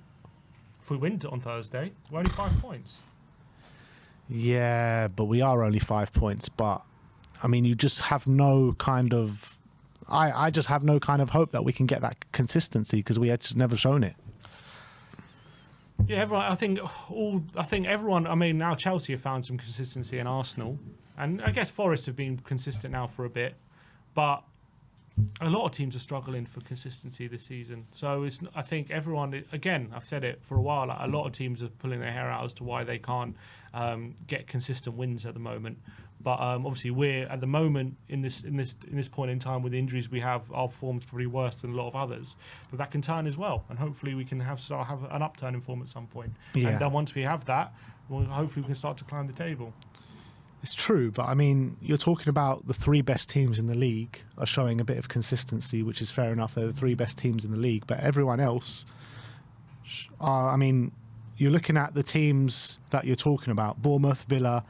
I mean, Man City have just had an almighty drop-off. That's just like, you can't account for that, whatever. Man City, I think, are the outlier there. But you're looking at Bournemouth, Villa, Newcastle, Fulham, Brighton, Brentford, Man U. I mean, realistically, with the players that we do have, we should be above those teams, all of them. Of course, and it's not about where you are, it's about where you'll finish. And maybe we will finish above them. At the moment, we're not above them. But it's so tight. One win, all of a sudden, we are above a few of those teams. I think Villa are even starting to show a bit of consistency at the moment. Villa, yeah, we'll see. Well, they got, they've had a good win on the weekend, but they've also they went a run of 1 win in 8 as well. Mm-hmm. That was not so long ago. So they've turned it around at the moment, but we'll see if they can, how they can keep up. But in terms, look, if we win on Thursday and the gap is 5 points, you can't tell me there's no chance, because it's 5 points with half a season to go. So of course, at that stage, there's every chance. But if we draw or if we lose and it's 8 or 11, then it's looking a lot more. Then it's like probably not. But even if you're 8 points behind Forest, are Forest really going to keep this up for the whole season? I'm not so sure. They won't keep it up the whole season. But can you really?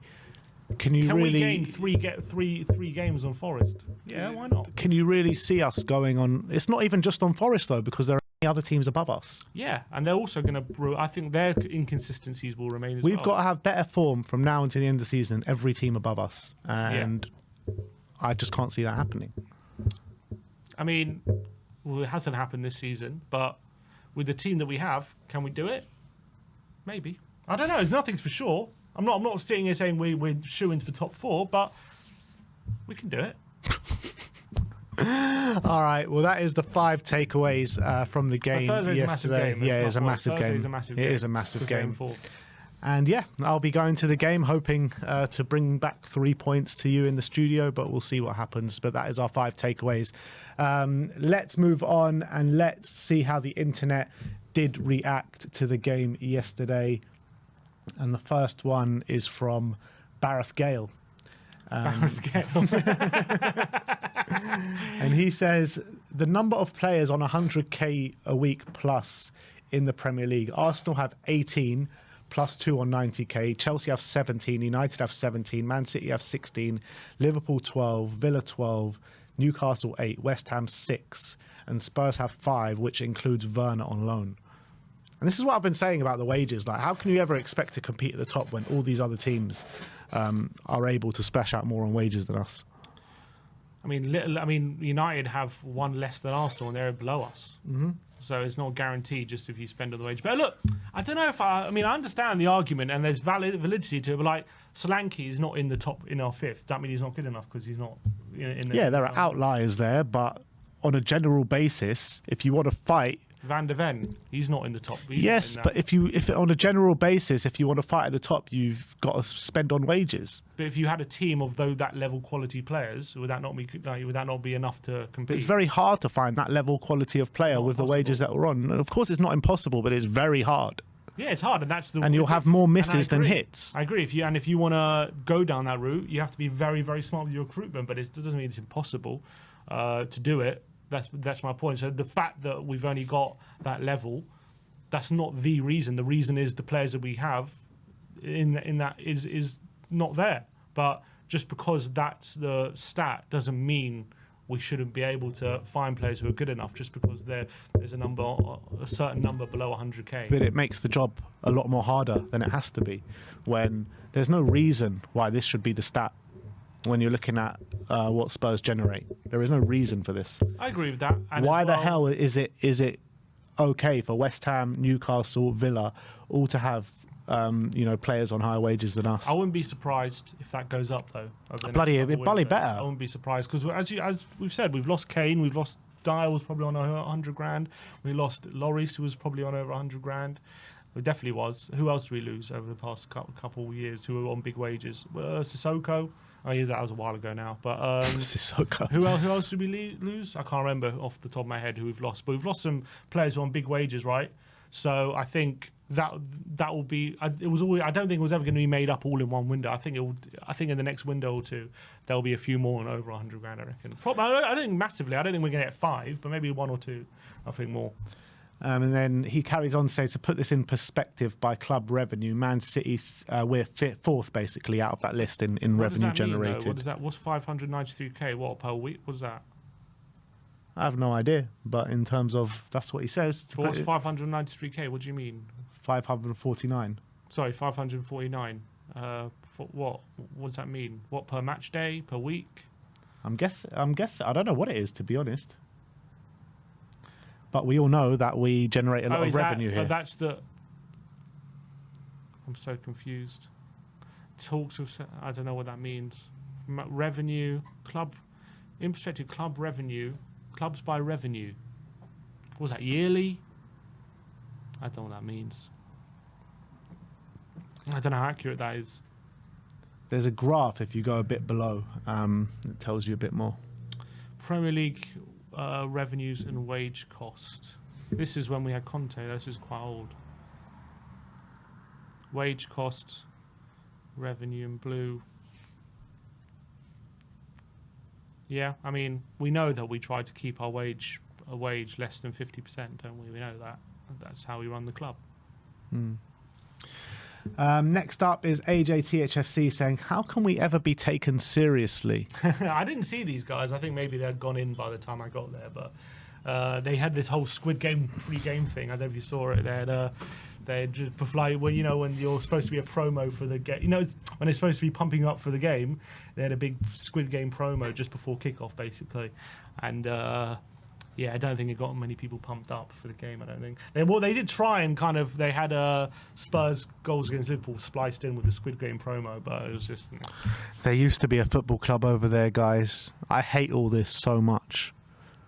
Like they're just trying to make it like. I don't think anyone cares if we're doing well, but especially when we're not doing well, when this is a big game, and this is what precedes the game doesn't sit right with us. It's ridiculous, man. It's ridiculous. They're trying to there's literally fan groups trying to improve the atmosphere, and they're rejecting all of their proposals and then bringing this in on a match day. I mean, it's ridiculous. Yeah, I know. I don't disagree with that. By the way, the guy says someone in the comments said that was yearly revenue in millions. What that was? That yearly revenue in millions. So. City earns 718 million. Is that right? Jesus. Well, so we're on 549 million. Yeah, but that probably makes sense. That's not profit though. That's revenue. But yeah. Yeah. BBC Sports says Son Heung-min goes level with Harry Kane today. Only Hugo Lloris has more Premier League appearances for Spurs. Oh wow. So Sonny had the same amount of Premier League appearances as Harry Kane. That's crazy. That just shows what the level he's at. Is he going to reach Lloris levels? That's another 50 games. It's going to be difficult, but you can do it. Yeah, I mean, his contract officially runs out at the end of this season. We're supposedly triggering it for another year, and we're going to have to get a new contract in front of him if he wants to beat that. That's for sure. Next up from Son HM7 says, it just hurts that time keeps passing. And I'm guessing he's talking about Son to get a trophy. Yeah, I mean, it was you would see he was trying yesterday, Son, to G up the team, but it was just difficult every time. Then another goal went in, and he was getting more and more upset. Yeah. And look, he knows he probably didn't have the best game as well. Next up, Lily White Rose says, Yang Min Hyuk watching yesterday's game versus Liverpool. So Yang Min Hyuk in the stands for that. He was there for the Man United game as well. Can I return? Get me back to Korea. That is for me. Mikey Moore, there's training pictures of him there was pictures of him on the grass training as well during the week. So hopefully we're not too far away from him returning. Yeah. To dare is to do send us a selfie with him holding a Levy out balloon with a Squid Game in the background. Squid Game in the background. We were talking to you about before, like a lot of people were trying to go into the stadium apparently with these blown up balloons. I was like, why don't you just blow it up inside the ground? Look, there was a lot of balloons in there, so I don't think anyone had trouble getting them in. I was hearing the opposite. People on Twitter were saying they were getting confiscated at the door. Well, all I know is during the game there was a lot of them, so didn't seem to have too much trouble. Okay. Next up is a fan taking a selfie with Yang Min Hyuk yesterday as well. Not too long before you can actually be in the squad. Yeah, and then, he was quite a lot of self-confidence in his interview the other day, saying, he wants to make an instant impact and all this kind of stuff. I love that picture with Son looking at him. Yeah, it was brilliant. Training. I was like, I wonder if that's staged, because that's just like the perfect picture. It's absolutely fantastic. Let's hope he can make an instant impact. I'm sure he wants to. I'm sure every young player believes in. Look, you don't get to that level, right, of professional sport if you don't believe in yourself. And of course, he probably believes I'm going to hit the ground running and score a hat-trick in my first game. But sometimes it just doesn't work like that. I mean, a lot of the time it doesn't. Andrew Gaffney says, fair play. Liverpool are easily the best team we've faced this season. It would have been tough with everyone fit and available. It's always felt like a game too far. Not great. Need to overanalyze things, but they're just better. But some good spirit from the lads to keep going. Yeah, I think that's kind of a lot of how I feel, to be honest, after that game. As much as it's painful to see us concede 6 and the level how we were trounced is not nice. But as I say, in terms of small wins, you can take, not wins, in terms of small positives you can take from it.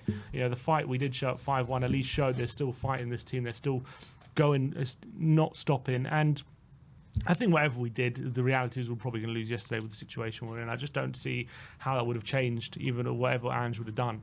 So I think, and as well, as I said in the post in the interview yesterday when I called in, I think yesterday result and performance probably shows that Ange probably deserves more credit for how he mustered up a performance in that quarter-final, and that's maybe why he was so happy with that result, because he knew how difficult that was to get probably under the circumstances.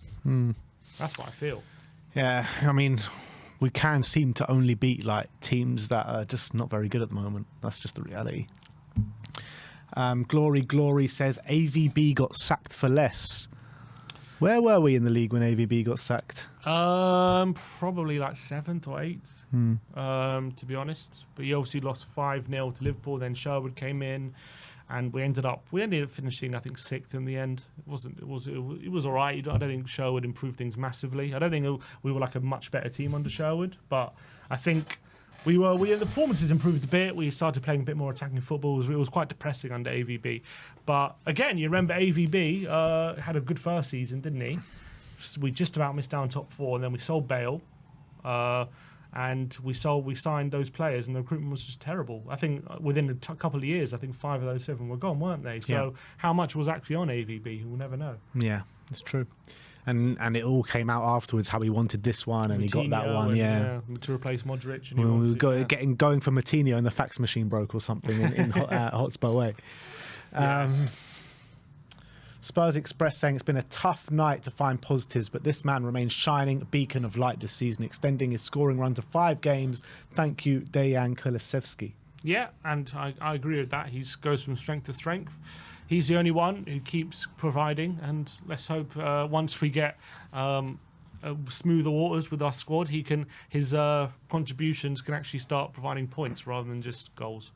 Coys Jordan says we lost to Palace with Vicario, Van der Ven and Romero. Lost to Ipswich with Vicario, Romero and Bentancur. Someone needs to remind Ange because it seems that he might be suffering with amnesia. Look, he's not wrong. We did have bad performances with full squads as well. The point is that when our squad was not in the situation it is now, I think the performances in general were much better. Yes, we're not the perfect team. Even with a fully fit squad, we're not a perfect team. We're not quite there yet. I think that's clear to see. We're not a team that's going to be challenging right up there for the title. But when we have a fully fit squad, are we much better than what we're seeing in December in recent weeks? I think we are. I think we're a much better team, and we'll put in much better performances with a fully fit team than what we're seeing. Doesn't mean we're never going to have another bad performance again, even if we have a fully fit team. Of course we will. But we're going to be much better than we are now, is the point. Yeah, I just kind of look back to last season and we were all kind of like saying, including myself, like, oh, you guys just wait till we get our first team back. You just guys wait till we get our first team back. Then we got our first team back and the performances, the results just never really changed. And I just hope it's not going to be the same this time round. I think that's not true because I think the results did get better because we went, I think, in like February, March time. We had not to say that we like won every game, but we got quite a few wins and we like beat Villa and stuff. But then we hit that really difficult run. And after Villa, didn't we lose our next 4 games or something? After Villa, we imploded with but it was a difficult run. But obviously we imploded after that. But before we'd gotten our players back. I'm saying after we got those injuries, right? We lost like a run of games, like 5 games in a row or something. And then we started getting a few players back and we did get some wins. We started getting some wins back in like January, February time. And then after Villa, I don't know what happened, but we completely collapsed after Villa. But I'm saying it did improve after we got our players back, but then we hit that stage. It was like an initial spurt. After that, who did we play before Villa? Was it Everton? Who did we play? Can't remember. Palace, wasn't it? I don't remember have any sort of consistency in that period. Did we have any sort of consistency? Yeah, in that period we played Palace. We beat Palace before Villa 4-0. Yeah. Before Villa 4-0, we beat Palace. It wasn't too bad. We had that run from Bournemouth to Brighton in 5 games where we won 3 and drew 2. Drew with Man U, drew with Everton. Brighton was like the height of our injury crisis, wasn't it, when we lost 4-2 there at the Amex? Yeah. And then for how many games? We lost, 2 games in the space of, 10 games? And we were getting quite a few wins. So it did stabilise. It was after that Villa 4-0, then we went and lost to Fulham. Then we beat Luton, drew with West Ham and beat Forest. And then we lost 4 games in a row. Yeah. So I'm just saying it got better after the initial injury crisis a bit. A little bit, but still not great. Yeah, I'm not saying we turned amazing, but I'm just saying it wasn't as bad as when we had all the injuries. Yeah, look, you still expect Spurs to pick up a few wins here and there, but for where we are at and where we were at, you need to go on a consistent run to get to where we think we should be. Of course, but at the end of the day, we finished 5th, and on another season, maybe even this season, it could be Champions League. Could have been Champions League last season, it wasn't, but I think if we'll take 5th right now. Yeah, I'll probably take 6th right now, to be fair. Big John Bass says, I don't know about anyone else, but I'm glad we tried to get back into the game and lost 6-3 rather than dig in at 5-1 down. We kept going till the end, and I appreciate that. Always going to be a tough game with the squad available and quality of opposition. Great. Would you rather do damage limitation at 5-1? I wouldn't rather do damage limitations. When you're 5-1 down, you've got no option but to go for it. Do you? No, I think most teams don't go for it at that stage. They do damage limitation. Me personally, I don't think there's an option at 5-1 down. You have to go for it, but you can't be getting yourself into that situation, conceding 5 goals in 60 minutes of football at home. I think most teams in the league, when they go to that stage, they go for damage limitation. They just stop and they just try and end the game at that point. But there's also a case of look, Southampton did that, didn't they? At 5-0 down at half time, we went to 3 at the back. But the reality is like Liverpool pretty much stopped playing, and it didn't. We did all right in a 10-minute spell to get 2 goals, but it's not like we were playing great stuff. No, but the point is we didn't just give up, which is what most teams I think would do in that situation. EBL says signed Archie Gray for 30 million, Dragoshin for 26.7 million. That was their centre back. One. Fergus Craig saying Ange Postecoglou is the kind of guy who keeps drinking after he's thrown up. That's like you. That's why I love him so much. EBL says Spurs sign Archie Gray for 30 million, Dragoshin for 26.7 million. That was the centre-back pairing today. Maybe spend money more wisely and stop complaining about injuries and misfortune. Squad building is a humongous part of management. Ange failed at it this summer. I think in this day and age, it's not just one person who's head of recruitment. I think it's a recruitment department with the manager. I think they work together. But look, it's true. We spent 55 million on 2 players there. And first of all, Dragoshin, I think there's definitely question marks at this point. How fit he is to this, what a right fit he is to this. As much as I think he's a good defender, how much of a right fit is he for us? I mean, there's definitely jury's out. It's true, but he has been performing pretty well before yesterday. Just you can be a not right fit and still have good performances. True. It doesn't mean you're going to play badly every game, but the question is, in terms of how fit to the system is he? I think there are definitely still question marks about that. And Gray, Ange has admitted he could have gone for someone more experienced, but he said he could have missed out on him, and that did maybe hurt other signing other players. But so maybe Ange just have to take responsibility for that, because he said he really wanted him. He was quite bullish on that. So that's he also said he wanted Werner as well. He also said he wanted Werner. Yeah, he's going to have to take responsibility for that one as well, for sure. It just doesn't make sense, does it? Like, everyone could see signing Werner back was a mistake. Yeah. To be fair, not everyone could see, because we were talking about how much of a mistake it was, and we were getting pelters in the comments. Yeah, it was. Yeah, true. And people were saying, "Why are you negative?" I think it was obvious. I know at times last season he did all right, but I think by the time the season ended, it was obvious that he's not going to be the guy to bring. Even at times this season, he's done all right, but but he's not good enough. He's got a ceiling which is well nowhere near good enough. Yeah. Nowhere near. LJ1882 says 1, absolutely pathetic display. 2, not sacking Ange will send the message that this is acceptable result. 3, as outstanding Liverpool have been, they have been able to score 6 against. They haven't been able to score 6 against any other team. 4, where are the Levy lovers now? And 5, another sad day for the club. Who is actually a Levy lover? Don't know. Judging by the comments, What do you mean? Who has actually praised Levy, or not praised Levy, but likes him or likes what he's doing?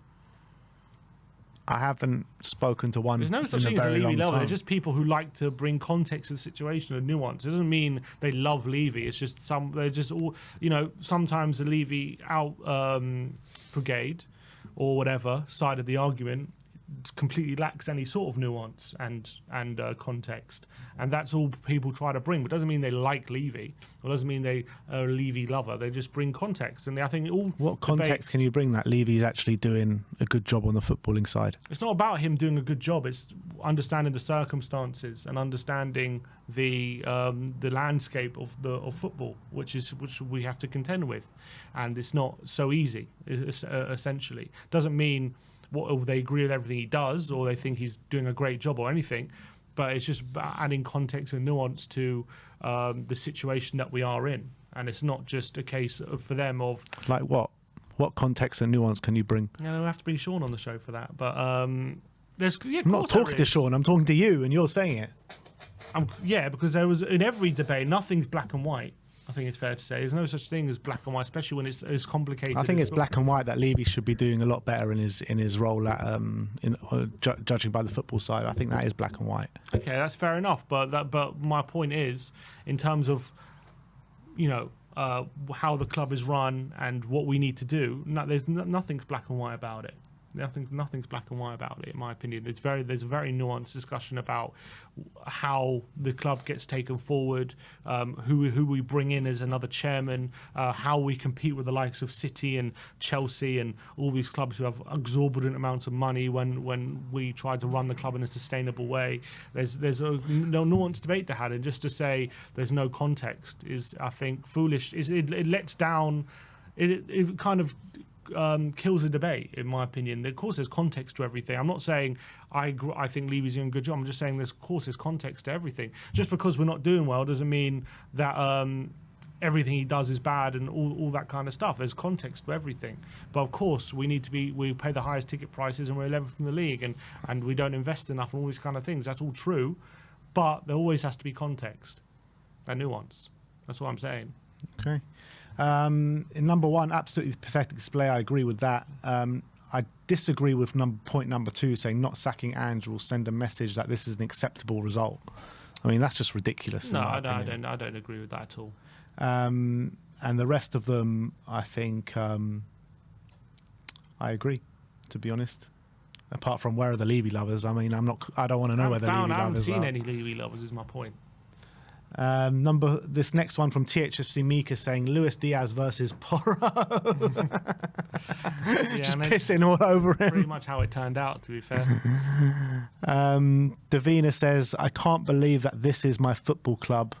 And she's just taking pictures of these Squid Game people lining the pitch before the game. Marketing FC. We're a marketing tool, not a football club anymore. Poet's Corner says, brings these stats that Sky Sports gave. Goals conceded 12, 20th in the PL. Shots faced 85 in December, which is bottom of the league. Shots faced on target faced 37, which is bottom of the league. Expected goals against 13.5, bottom of the league. And big chances faced is 25, which is bottom of the league. Yeah, December's been atrocious defensively, I think it's fair to say. And I think, I think it's also fair to say it wasn't like this before December because we've seen the stats on that. But still, we couldn't get the results. Is it warranted to be in these metrics like bottom of the league? No, we shouldn't be bottom of the league, of course. That's worrying. But I think there are reasons for it, but it doesn't mean that we should be there. Of course we shouldn't. Yeah. The 44 saying Tottenham promoting Squid Games while losing 6-3 to Liverpool. Well, I don't think it was during the game, but yeah. It's, yeah.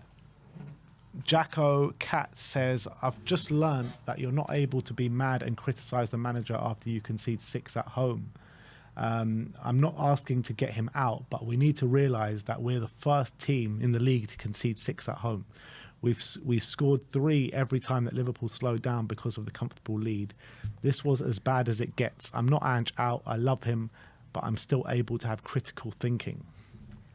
And I think that's right. Look, you can be critical of him, and that's fair enough. And that's my whole point. He's not Ange out, neither am I. Spurs Global says Bentancur's ban is officially over and we're going to need him, man. He needs to come straight back in against Forest. For sure. Mitch Fretton says Liverpool are the best team in the league. They've lost 1 game since Slot came in. We've had an 18-year-old Archie Gray at centre-back and a 52-year-old Fraser Forster in goal. Conceding 6 at home is never going to sit well and shouldn't, but come on, have a bit of perspective.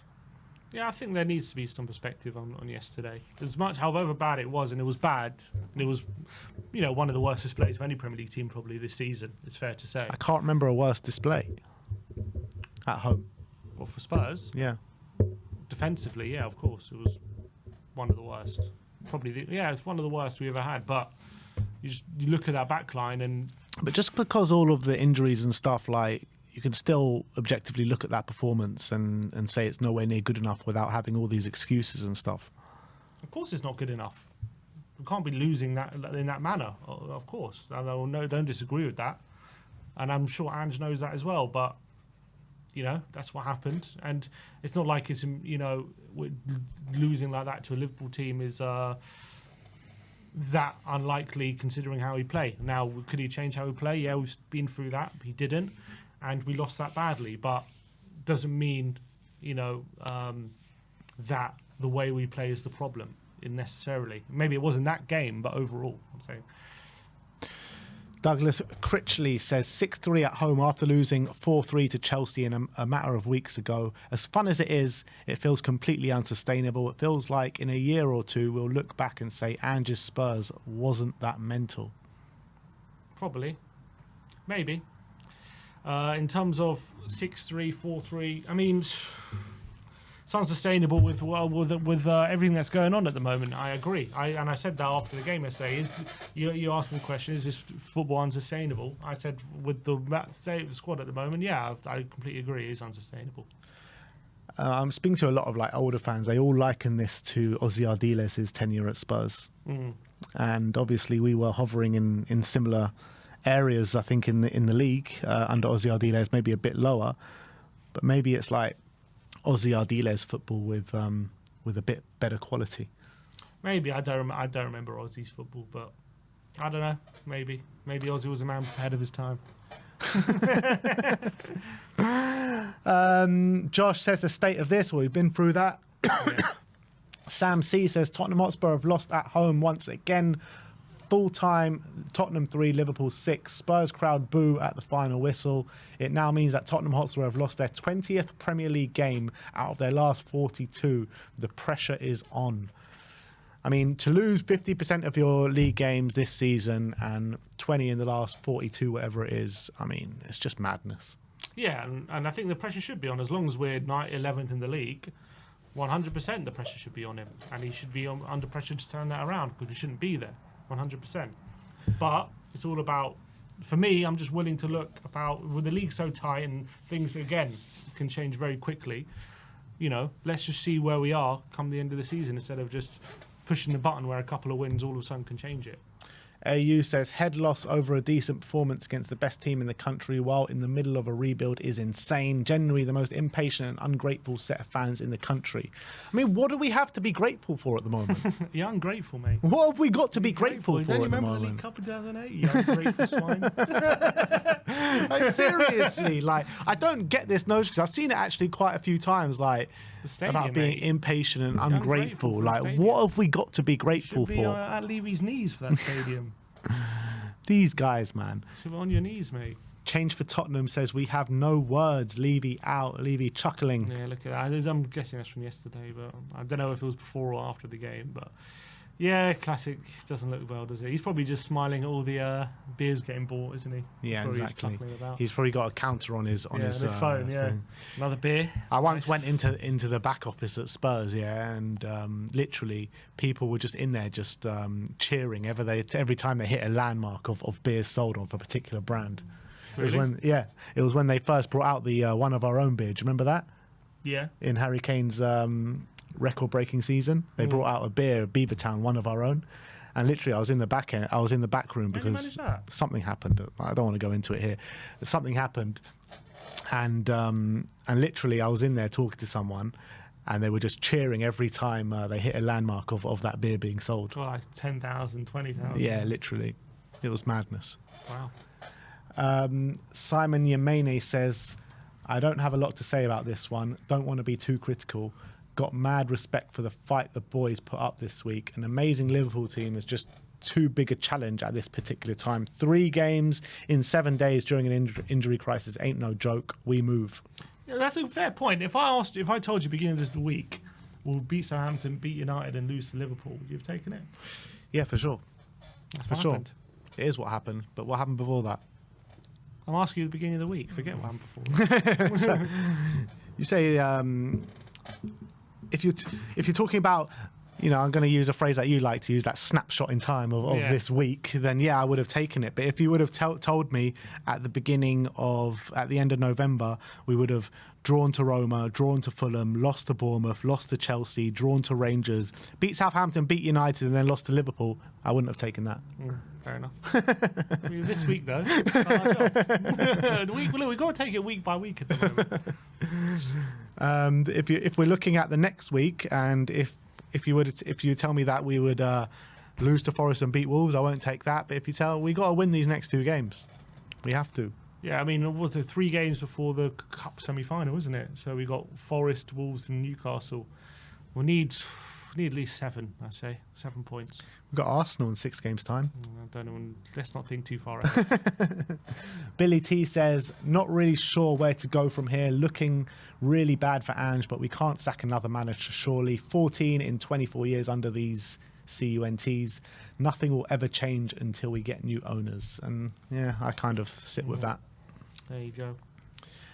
Dan Yidvid says Spurs on Christmas will be 11th in the table, their lowest league position at this point in the year since 2008, the season that Ramos started the campaign with 2 points from 8 games. What happened that year?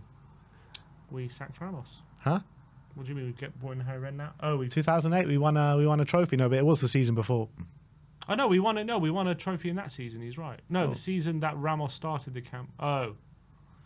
Their lowest league positions since this point. No, we didn't win a trophy in that season. We won it the year before. But surely we were. Oh, we could have been lower the season before as well. Right, I see what you're saying. Yeah, we didn't win a trophy in that season. We was under Hirano. I think we finished 8th in the end in that season.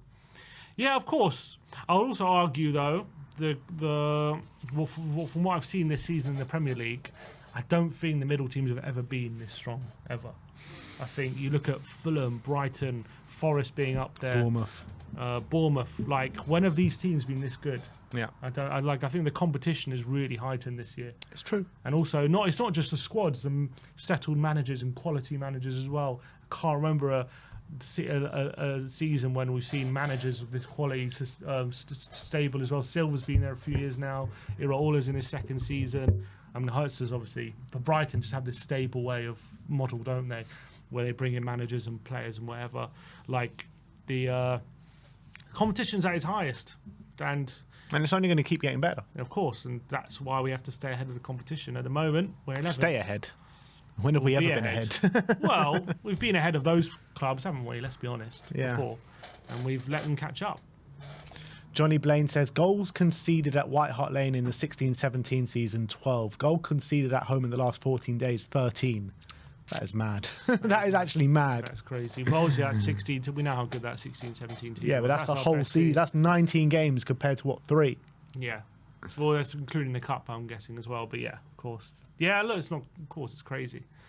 Crazy. Lily White Lab saying, I'm so confused why people are hating on Bissouma. I thought he was one of our better performers, along with Sarr, Spence and Gray. He's playing the most demanding position on the pitch, being dragged all over the place, especially by extremely powerful running of Szoboszlai. Yeah, I think I agree with that. I mean, I wouldn't say he played great, but and especially, he had some sloppy passes in there. But I think he did some good stuff as well, which goes over. Yeah, I wasn't happy with Bissouma's performance. I thought he was shocking. I don't think he was shocking. Out of context, Football Manager. What is Ange Postecoglou meant to do with his defence? Yeah. I mean, it's tough. I mean, it is tough when you look at that. Like, how are you meant to get a... Well, look, he's basically, the question for Ange is not how do we get something out of the game with the defence, is how do we win the game with that defence? That's how he's trying to think. And well, it didn't happen in this one, that's for sure. Yeah, his answer is play the same way as we play with our first team defence. Mm-hmm. BLTHFC saying we have 14 players to rotate with 3 high-intensity games in a week. I'm actually happy with 2 out of 3 wins and a cup progress. Liverpool are a level above us when everyone is fit. This isn't happy clapping, it's realism. It's what we've been left with, inexcusable squad planning. Yeah, I think the squad planning for sure. I think you can definitely say. And we all said it at the start of the season as well. Like, how could you not bring someone in to cover at fullback? Yeah, I think the holes that we left in the squad have clearly been exposed now, massively. But also, it's to do with Ange Postecoglou's squad management as well. Like, the reason why Pedro Porro's completely out on his feet. Like, Spencer's been there all season. Mm-hmm. Could have used him.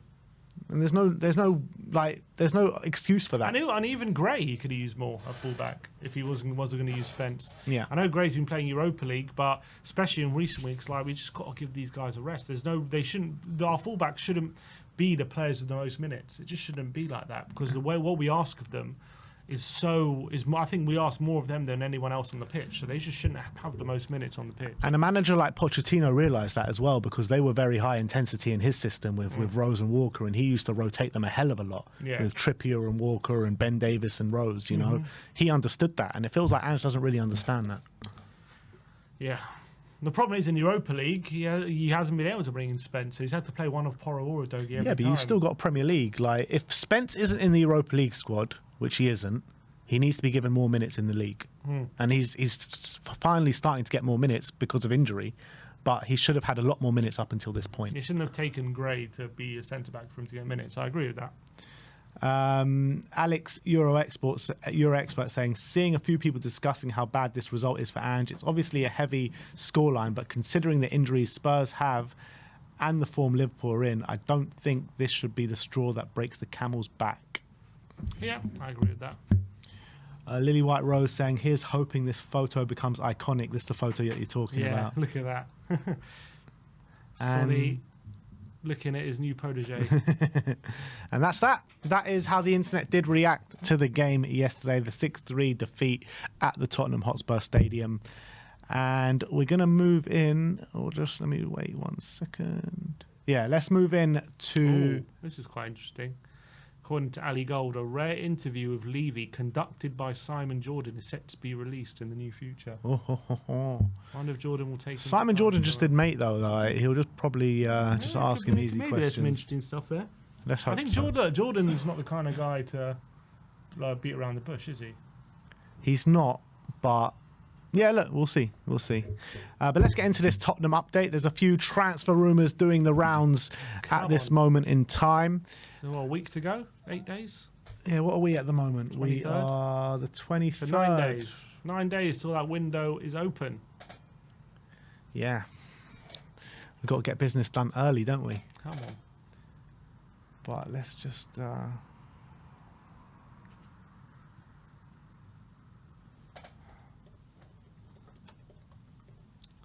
We'll get it up in a sec. All right, let's get into the Tottenham update now with a few transfer rumours to get into. And the first one from Pete O'Rourke saying Tottenham have emerged as front runners from Ben Godfrey and are pushing to get a deal over the line as short-term answer to their defensive woes. On loan for the second half of the season, the former Everton defender has barely featured for Atalanta since joining them for 10 million in the summer. In terms of Ben Godfrey, I don't think he's a bad player. I think he did all right for Everton. We've been linked with him a number of times over the past few years. I think as cover, as kind of like short-term cover, don't sign him permanently or anything, but as short-term cover from now to the end of the season, I think we could do a lot worse. Yeah, I mean, we need numbers. He can play, he's versatile, can play fullback, can play centre-back. Obviously, it's a bit concerning that Atalanta haven't really given him a chance. I wonder why that is. Obviously, they're in great form. Top of the league, aren't they? Yeah, but, still, why he hasn't played at all is a bit concerning. But I liked him at Everton. He's physical. He's got pace as well. He's actually underrated on the ball. I don't think he's probably, slightly better than Dragoshin, but I don't think he's that much difference on the ball for me from when it comes to Godfrey. But at the moment, we just need proper defenders in there, people who can really fill in, and the versatility would help. So a loan deal kind of makes sense in the short term, but it's not. Will it be game changing? No, but it just relieve the pressure a bit. Yeah, that's how I kind of look at it. I mean, I'd prefer to get someone better in, but if it's like a last point of call, I think we just, like you said, we just need numbers. The reality is, though, like in the last 2 seasons for Everton, he didn't even hit 30 games in 2 seasons. So, I mean, they clearly didn't I think his rate him that highly as well. He is an injury-prone player. It's just classic Spurs, though. We get him in and he just does his ACL or something in his first week. Next up, we're going to talk about the goalkeeping situation. Daily Mail reporting that Tottenham want to sign a new goalkeeper next month and are considering a £20 million move for James Trafford from Burnley. Yeah, we've spoken about this one before. Who said it? Daily Mail. Maybe it's true. I mean, Daily Mail sometimes when it's Samuel Mockbell could be reliable, but I don't know who reported it. They are. There has been rumours that Spurs do want to bring in like an English player as well for that quota. I mean, so it does kind of make sense. Last couple of games have definitely been some alarm bells about Forster. As much as he's done well, come in, he is an experienced keeper. Is he reverting back to type? Maybe, yeah. But I mean, maybe that's happening. Look, we all know Spurs have been looking for a keeper anyway, so wouldn't be surprised if we do it. I think we need it anyway in the long term because Forster's not good to be a long-term number 2. So I would take a new keeper. Trafford, good at ball playing at the back as well.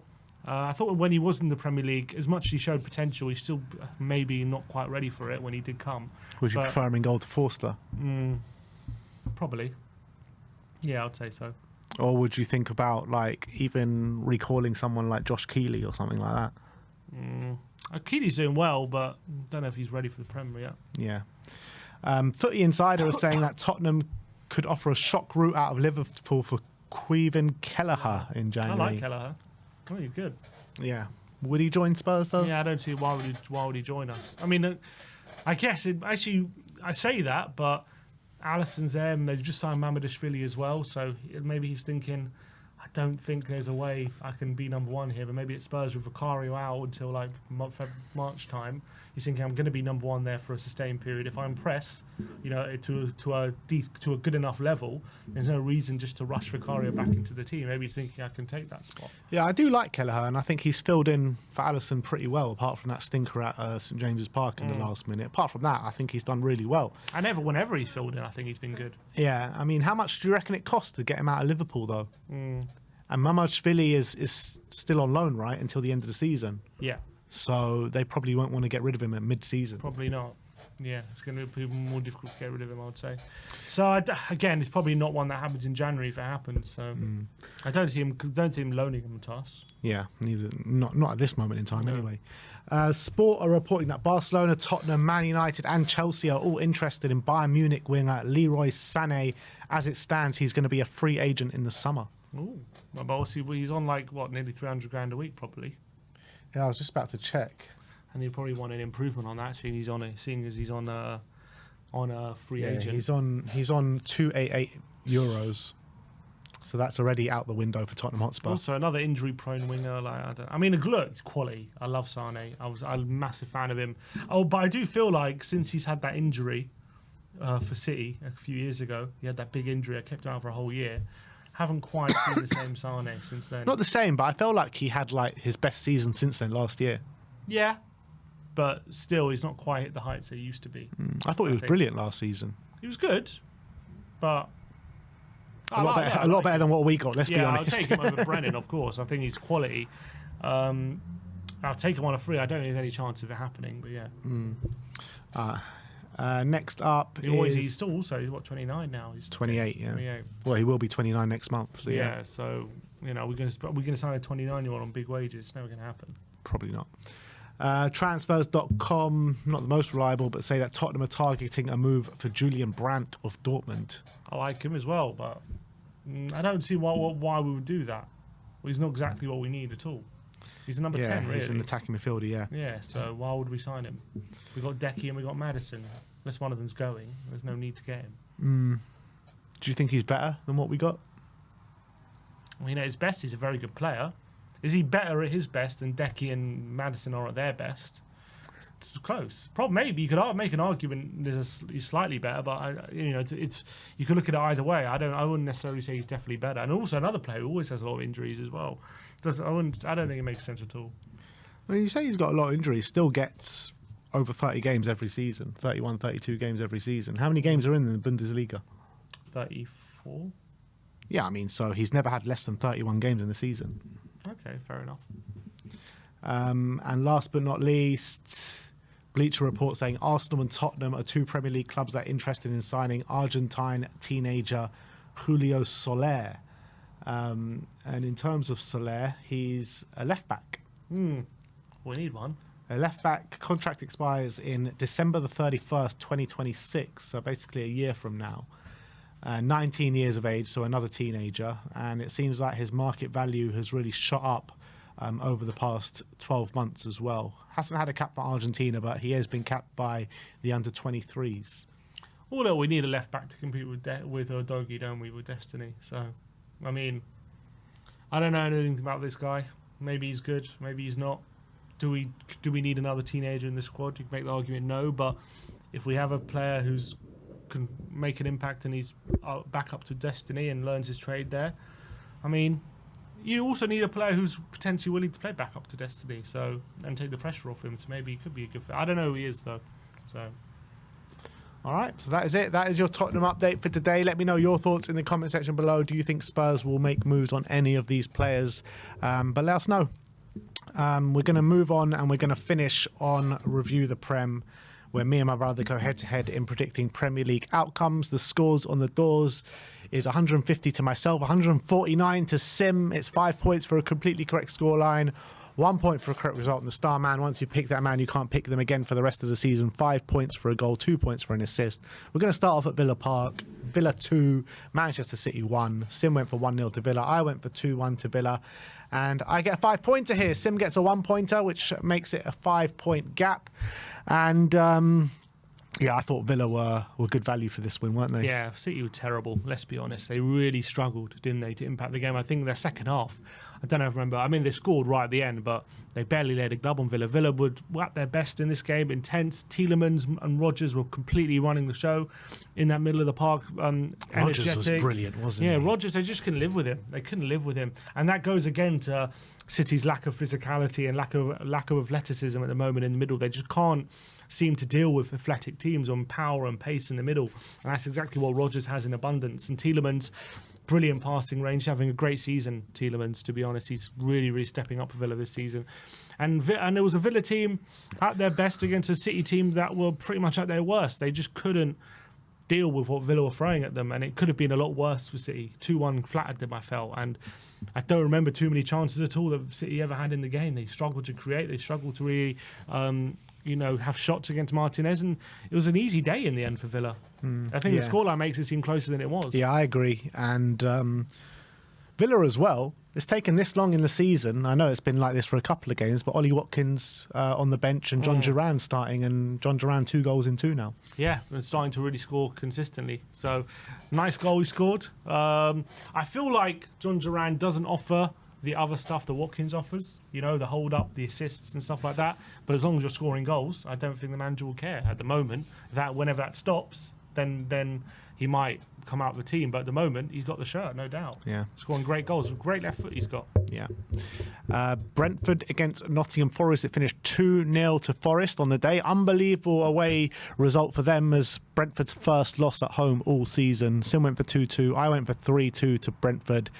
And uncharacteristically, Brentford couldn't hurt Nottingham Forest. I think it's the first time they failed to score, and first time they failed to score multiple goals as well, because they're usually on fire with Mbeumo and Wissa, Sade in recent weeks as well, Damsgaard pulling the strings, but Forest kind of nullified them. Yeah, they were, and I was watching a bit of this game, and Brentford really struggled to lay a glove on Forest. I think it was more about Brentford's kind of bluntness in the forward line. I think Forest played a back three system, and Brentford just couldn't get past them, and they defended so effectively, and they really nullified Wishart, and Mbeumo just didn't offer them the space that they love to play in on this occasion. And going forward, I don't think they were exceptional Forest, but they were just efficient. They took their chances when they came. Ole Einar scored the first one, and who was it? Elanga, nice finish for the second one as well. Cut inside, that's his second goal in 2 weeks as well. So it was just an efficient performance. I don't think they blew them away, but it was just a solid away performance from Forest, and that's all it took to get them over the line in this one. And a great win, because as you say, Brentford 7 wins and 1 draw in 8 games at home, so it was never going to be easy to Forest to go there and win, but they managed to go over the line, and it was a really solid win for Forest, and that's now 4 wins in 5 into the top 4, and for a brief period they went above Arsenal, which is amazing. So keep going from strength to strength, Nottingham Forest at the moment.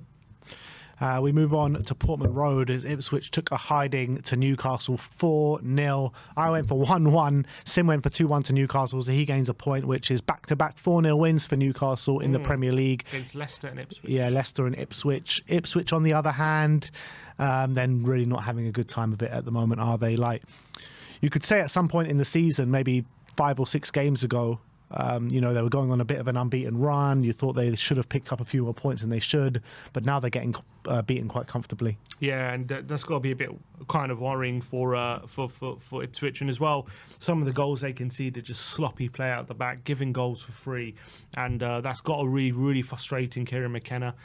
Terrible defending for a lot of their goals, to be honest, where Muric has the ball, he just gives it straight to one of the Newcastle players, and Muric doing Muric things. He is, and he did he was it actually performing pretty well, weren't he, first half of the season? He was, but at Burnley he had a tendency to do it a few times. He did it a few times, and he's done it again. From a Newcastle perspective, though, a hat-trick for Isaac. Jacob Murphy's on brilliant form at the moment as well with last couple of games, so fair play to him, and it was a great win for them in 8th position. And at the moment, only, 5 points off the top 4, 3 points off, 2 points off, 2 points off 5th, so putting themselves into that conversation. And it's been a great week for them, as you say, back-to-back 4-0 wins, but it is, again, against Leicester and Ipswich, so we'll see how they fare against other teams. But well, you say Leicester and Ipswich. We got 1 point out of those two. Yeah, and it was a disgrace, but we did. But fair play to them. They did get 2 really good wins this week. But yeah, Ipswich, very much alarm bells at the moment. They're still only 2 points away from Leicester, who are in 17th, so they'll probably feel, they're not out of it, but the way they're losing games at the moment has got to be a big concern. West Ham against Brighton finished 1-1. Sim went for 2-1 to West Ham. I went for 2-2, so I gain a point on this game. What's going on at Brighton at the moment? Because they are on a real kind of bad turn in form, starting off drawing with Southampton, losing to Fulham, drawing with Leicester, losing to Palace, and now drawing with West Ham. They can't seem to get a result at the moment. Yeah, and it wasn't a great performance. It wasn't a great performance from them, especially in the first half. They struggled to really create good quality of opportunities. To be fair, it was a terrible game of football. I think West Ham play how they usually do, where they're just trying to stifle the opposition and not give them too many opportunities and counter. Brighton had a lot of possession, but just couldn't really get through that West Ham side.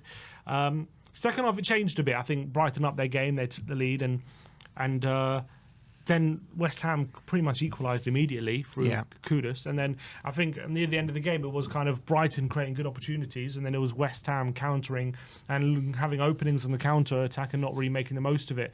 So I think a draw was a fair result. But as you say, Brighton, 5 without a win, 6 without a win now? Yeah. So they're struggling to get those wins on the board, and sometimes their football isn't quite at the same level as at the beginning of the season. But again, look, manager in his first season, a young manager with a young team. So it's not completely unexpected, but yeah, they're definitely going through a bit of a tough time at the moment. Good point for West Ham, but still not the best performance. Yeah, but still, you look at it, and after the horrific result, which was the 3-1 loss to Leicester, they gone and beat Wolves. They got 2 credible draws away at the Vitality, which is a really hard place to go, and against a Bournemouth side who have been good for the majority of the season. So not the worst 2 draws. Not the worst 2 draws, no. But I don't think it's going to convince anyone just yet. But at least he's stemming the tide for a bit, stabling the ship. Yeah. Moving on to Crystal Palace against Arsenal, which was the 5:30 kickoff. Arsenal won by 5-1 at Selhurst Park, which on the face of things is an unbelievable result for Arsenal. With Palace, looked like they were really turning a corner, starting to get some results. Sim went for 1-1. I went for 2-1 to Palace. So we're both horribly wrong on this one. I didn't even feel Arsenal were that good in this game. I just felt like they was just super clinical.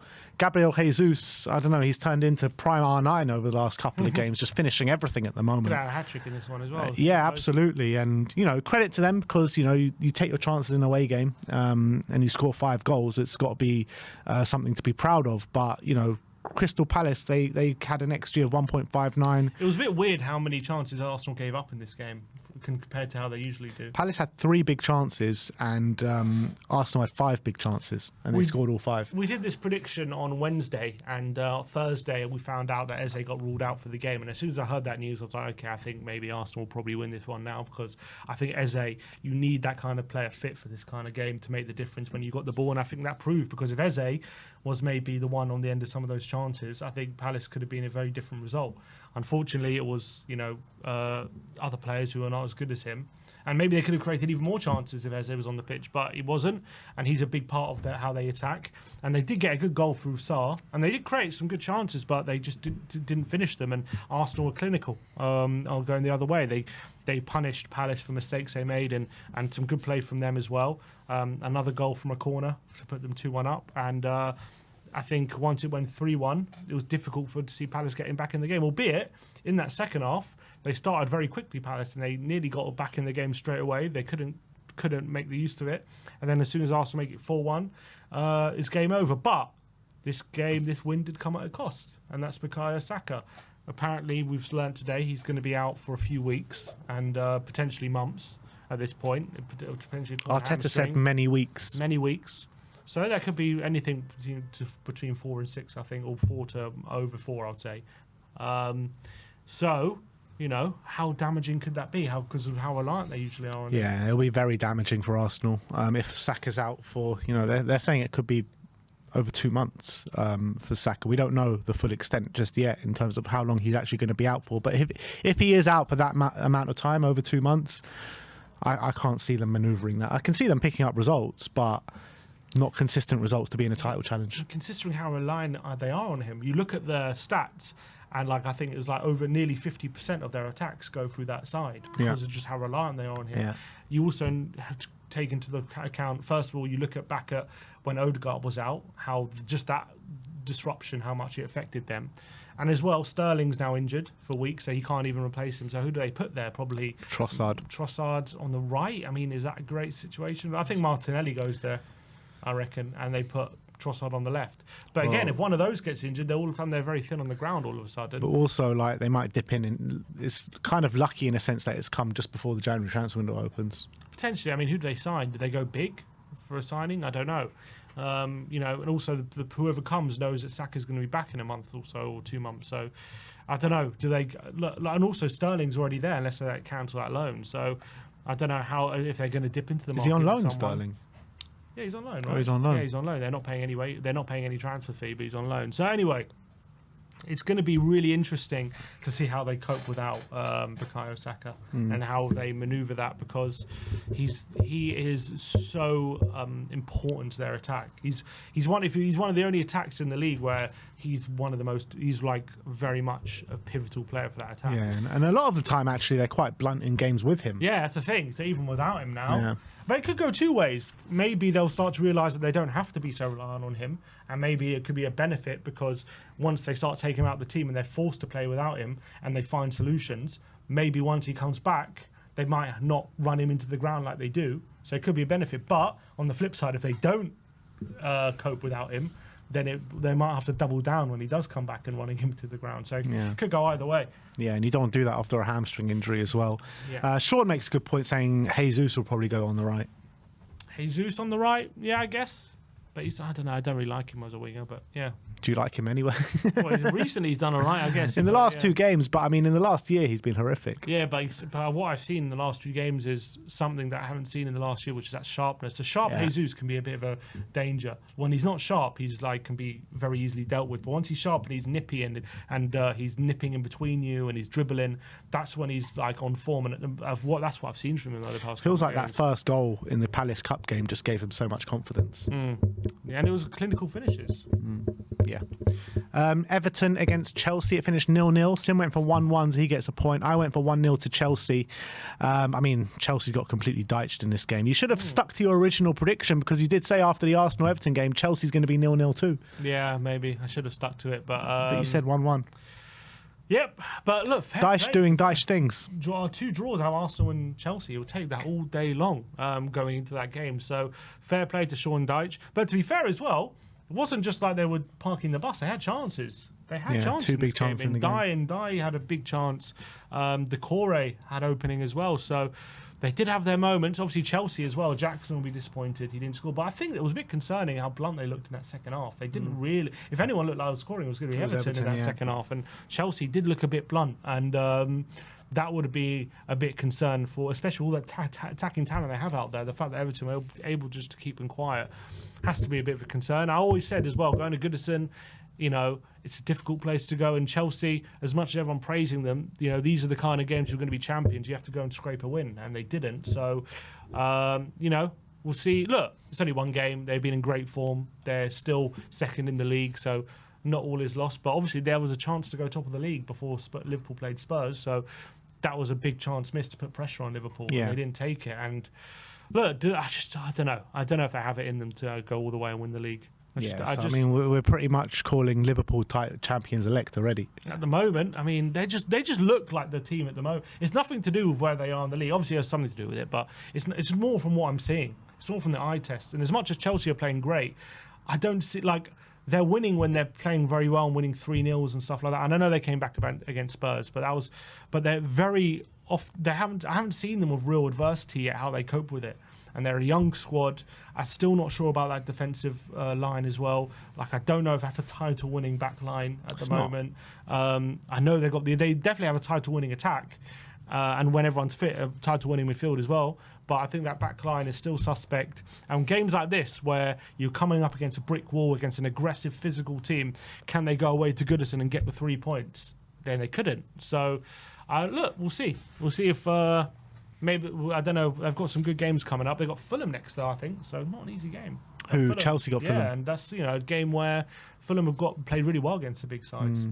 But Everton, 4 0-0s in their last 6 games or something. Oh, that is Dyche. Dyche right there. If anyone can see a run of form that can say, who is Sean Dyche? That's right there. So, look, 4 points clear at the moment of the relegation zone. I don't think they're going down. No, I don't think they're going down either. I think they're just going to have too much about them. As well, Southampton, I just think they're gone. And then at the moment, I think Palace will... I think at the moment it's there's 4 teams in that fight. Yeah. At the moment, I think Palace will be out of it. Anyone can get dragged into it? I don't think so. I just can't see. I think all the other teams just have too much about them, managers or square player wise. And I think Wolves as well are comfortably better than the other 3 in terms of personnel. I mean, they've got Cunha, mate, Nouri. They've got some good players there. Cunha, though, could be having a long ban. Without him, they could drag them in. Yeah. I just think at the moment it's 3 from 4. That of Leicester, Wolves, Ipswich, Southampton. I do think the 3 teams that came up are going to go back down. That's what I feel. Which would, cause a different conversation about the levels between Championship and Premier League increasing. Is that what happened last season as well? And we move on to another 0-0, Fulham against Southampton. Very disappointing for Fulham, not to capitalise. For them, really. Yeah, on the Southampton side. But they did have sacked their manager. They did go a bit more defensive in this game. And it told a good result, a good point for them, which makes it 6 points over the course of the season. Sim went for 3-0 to Fulham. I went for 2-0 to Fulham. I mean, Fulham did make all the running in the game, but just couldn't put the ball in the back of the net. Yeah, they tried as they might. Ramsdale back in. Played with a broken finger. Did you see his gloves? Oh, is that right? He played with a 4-fingered glove. I didn't see that, no. His fingers were strapped, which is that's a big call, but he did it, and he got a clean sheet, so fair play to him. And look, to be fair, they got a 0-0 in this one, but they went away to Brighton not so long ago, got a 1-1 draw under Martin, so it's not impossible for them to get this kind of result. So fair play to them. It's a good point. Fulham, though, with European ambitions, would be mildly disappointed with that. Definitely. With that result. What's it called? There's now 4 draws in their past 5 games. So, look, there have been some good draws in there, but it's... they drew against Liverpool, Spurs and Arsenal. But now Southampton. So it goes to show that it's not so easy, even against these bottom teams for teams like Fulham. So bad day for them, bad draw. But Southampton will take that, I guess. But the reality is for Southampton, as much as it's a good point, they just need wins at some point. And I remember similar to, who was it last year? I think it might have been, was it Burnley or Luton maybe, that they were getting some draws and they're like, yeah, good points, but they're going to need to get some wins. Otherwise, that's it. So, yeah. Yeah, we'll see how the new manager does. Maybe it was Sheffield United who got quite a few draws. I think it might have been them. Maybe. Leicester against Wolves. Wolves back to winning ways after sacking their manager. 3-0 away win at Ruud van Nistelrooy's Leicester. 2-2 we both went for. But, it was a convincing scoreline. It was 3-0 by half-time. Yeah, and really poor from Leicester, to be honest. I know they've got a new manager, but it's his first game in charge, Pereira, so to wonder what kind of style they're going to play. What formation they play? 3 at the back, or was it 4? They went to a 3. Matt Doherty is a right centre-back. So changing things a bit there. Cunha, Guedes back into the fold, who got a goal and an assist, so fair play to him. Doherty got an assist as well. So signs of improvement there. But look, under Leicester, under Ruud van Nistelrooy, Leicester got 2 lucky results, but apart from that, they've been really poor. Yeah. And even those games where they got the results, they weren't great. This new manager bounced those first 2 games. But it wasn't performance bounce. It was just a results bounce. Yeah. It wasn't. I was just lucky. And in these past 2 games, apparently in these last 4 games, they've conceded over 100 shots or something like that. So they're really under the cosh. I don't think Ruud has changed. You know what Ruud has done? In the last 2 games, he's taken out Buonanotte, who's been their best player all season.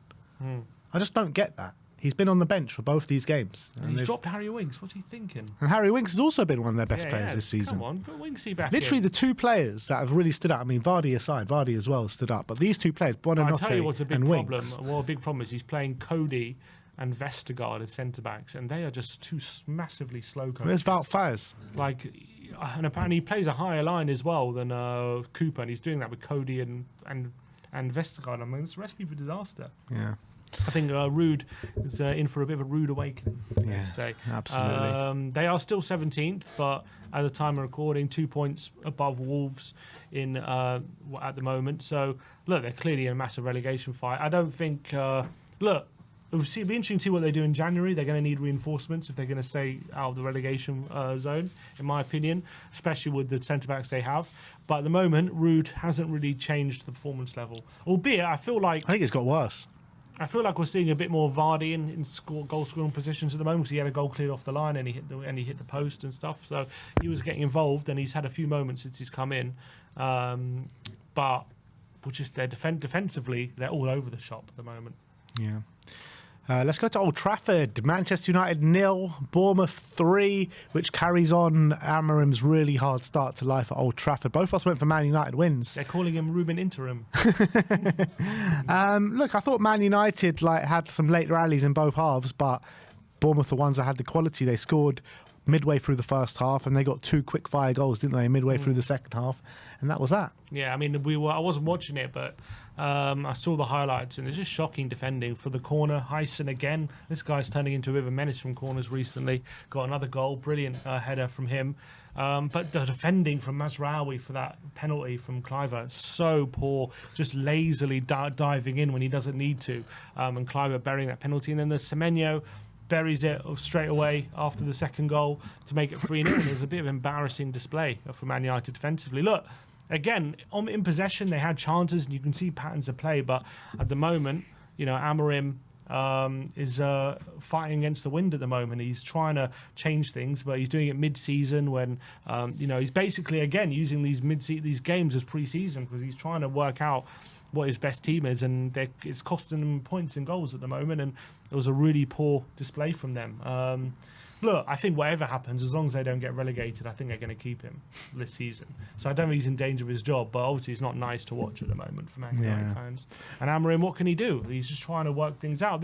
But when you're completely changing up the formation and everything mid-season, you're not even... Conte did it.